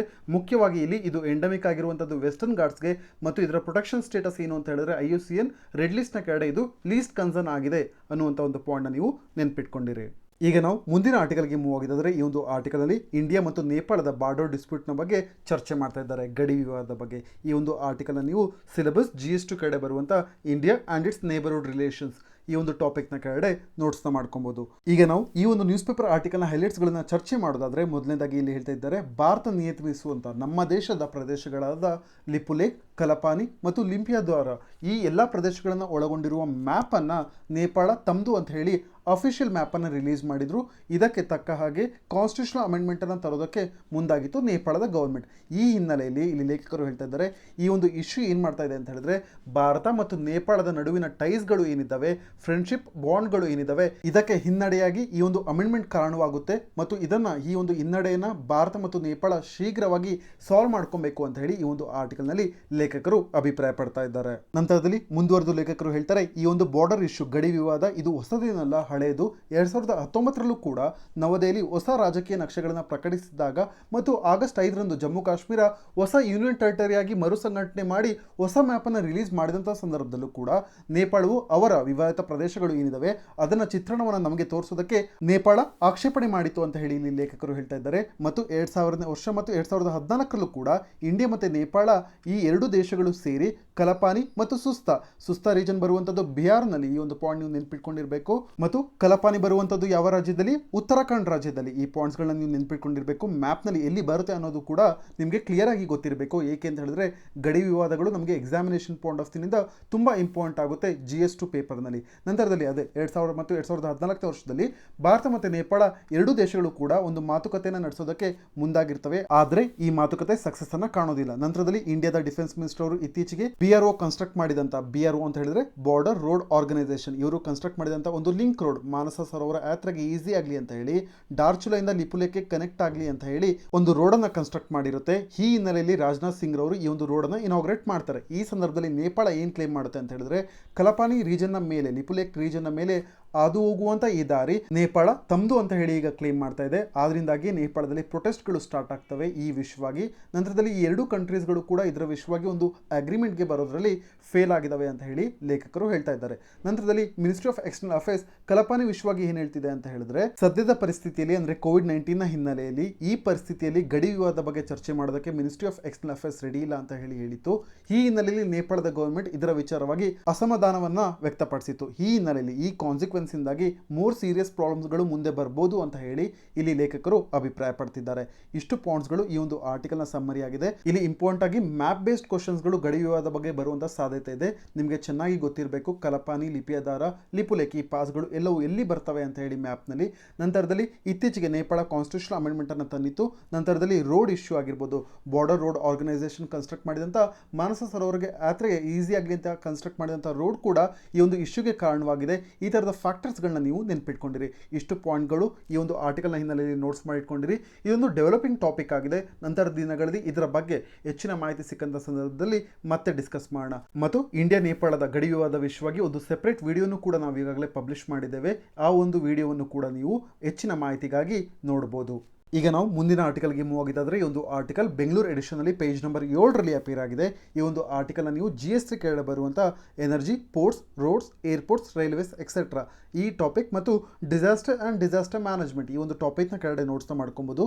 ಮತ್ತು ಕೋವಿಡ್-19 ಹಿನ್ನೆಲೆಯಲ್ಲಿ ಪಬ್ಲಿಕ್ ಟ್ರಾನ್ಸ್ಪೋರ್ಟನ್ನು ಯಾವ ರೀತಿ ಸೇಫ್ ಆಗಿ ಕನ್ವರ್ಟ್ ಮಾಡ್ಬೋದು ಅಂತ ಹೇಳಿ ಈ ಒಂದು ಆರ್ಟಿಕಲ್ನಲ್ಲಿ ಚರ್ಚೆ ಮಾಡ್ತಾ ಇದ್ದಾರೆ.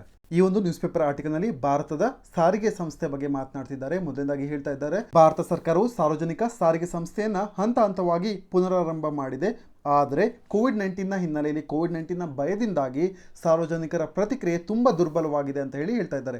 ಪಬ್ಲಿಕ್ ರೆಸ್ಪಾನ್ಸ್ ಅಥವಾ ಪಬ್ಲಿಕ್ ಒಪಿನಿಯನ್ ಈ ಒಂದು ಪಬ್ಲಿಕ್ ಟ್ರಾನ್ಸ್ಪೋರ್ಟೇಷನ್ ವಿಚಾರವಾಗಿ ವೀಕ್ ಆಗಿದೆ ಅಂತ ಹೇಳಿ ಹೇಳ್ತಾ ಇದ್ದಾರೆ. ಮತ್ತು ಒಪಿನಿಯನ್ ಸರ್ವಿಸ್ ಅಂದರೆ ಅಭಿಪ್ರಾಯ ಸಮೀಕ್ಷೆಗಳ ಆಧಾರದ ಮೇಲೆ ಲೇಖಕರು ಹೇಳ್ತಾ ಇದ್ದಾರೆ ಏನು ಅಂತ ಹೇಳಿದ್ರೆ, ಈ ಒಂದು ಪಬ್ಲಿಕ್ ಟ್ರಾನ್ಸ್ಪೋರ್ಟ್ ಈಗ ರೆಸ್ಯೂಮ್ ಆಗಿದೆ ಅಂದರೆ ಪುನರಾರಂಭ ಆಗಿದೆ. ಆದರೂ ಕೂಡ ಕೆಲವು ತಿಂಗಳುಗಳ ಕಾಲ ಅಥವಾ ಮುಂದಿನ ಹಲವು ಸಮಯದವರೆಗೆ ಈ ಒಂದು ಪಬ್ಲಿಕ್ನ ಒಪಿನಿಯನ್ ಈ ಒಂದು ಪಬ್ಲಿಕ್ ಟ್ರಾನ್ಸ್ಪೋರ್ಟ್ನ ವಿಚಾರವಾಗಿ ದುರ್ಬಲವಾಗಿರುತ್ತೆ, ಅಂದರೆ ಪಬ್ಲಿಕ್ ಒಪಿನಿಯನ್ ವೀಕ್ ಆಗಿರುತ್ತೆ ಅಂತ ಹೇಳಿ ಹೇಳ್ತಾ ಇದ್ದಾರೆ ಕೋವಿಡ್-19 ಹಿನ್ನೆಲೆಯಲ್ಲಿ. ನಂತರದಲ್ಲಿ ಲೇಖಕರು ಮುಂದುವರೆದು ಸಾರ್ವಜನಿಕ ಸಾರಿಗೆಯಲ್ಲಿ ಕೋವಿಡ್-19 ಹರಡುವಿಕೆಯ ವಿಚಾರವಾಗಿ ಮಾತನಾಡ್ತಾ ಹೇಳ್ತಾರೆ.